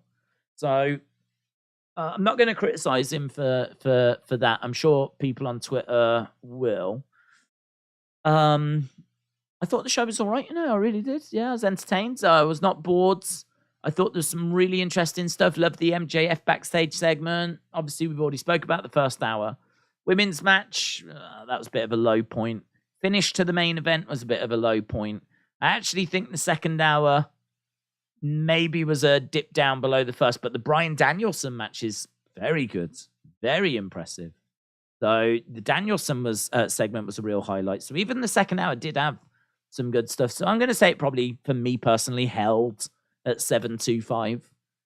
I think there's some stuff that I could argue would bring my score down, but then I can find stuff that keeps it where it was. So I'm probably going to stick at the 7.25. Yeah, entertaining. I was entertained. I did watch the plane crash, how they were so calm. That aspect is terrifying part, said Big Time Baxter. Yeah, that clip it sticks with you, doesn't it? It stays with you because of, you know, obviously what's going to happen and what happens.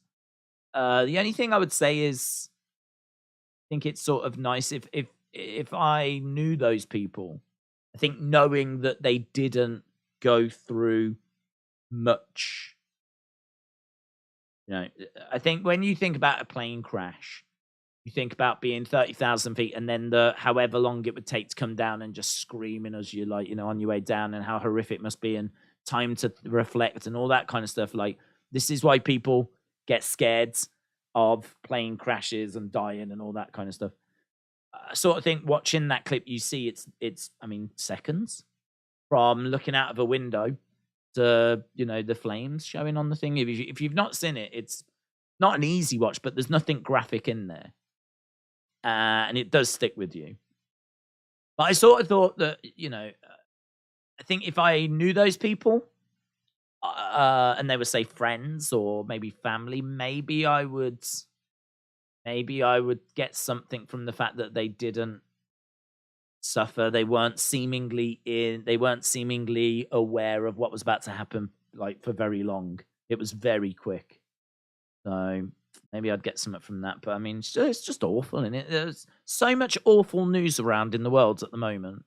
I think actually this stream, I'm actually pleasantly surprised that we've been able to be largely as positive as what we have. Like, it's not, I can't say this has felt like a normal stream, but considering when I started, I was really expecting this to be quite somber pretty much all throughout. I think we've actually done all right here. Yesterday, NXT stream, obviously when the news broke, was not a great stream. I'll be the first to admit that. Because, well, I mean, like, obviously you're processing it. And even though I'm not a massive Briscoes fan, I really appreciate their work. But they wrestled in a company that I never watched. I mean, I never watched Ring of Honor. So even though I'm very appreciative of them and respect them, and I'm very aware of how influential they've been, it's not a team that like I've got loads of memories of watching. But it doesn't matter, does it? I mean, 38 years old, active superstars, young, I mean, 38 is no age, got kids, all this kind of stuff. I mean, doesn't matter. It's not about that, is it? It's about the shock of it and everything. And, today has been very heavy with people reacting to that news. And yeah, I think in a way it's nice that we've been able to still pay respects, but just sit back and enjoy a normal show. I appreciate AEW for allowing us to, be entertained and not get too caught down into the bad news, because there's just bad news everywhere. It's just everywhere. So it's nice. I mean, people have got their own problems and things going on. Like, people need escapes. They need escapes. There's obviously horrific things happening all the time in the world. So people need a bit of joy. People need a bit of willow and a bit of joy in their lives. So I think it's good that we've been respectful, but not been dragged down too much into the negativity, into the doom and the gloom. And we move on to SmackDown, and obviously that is coming up on Friday. On the weekend, we've got UFC. I think we are going to try and do Eubanks and Smith boxing as well.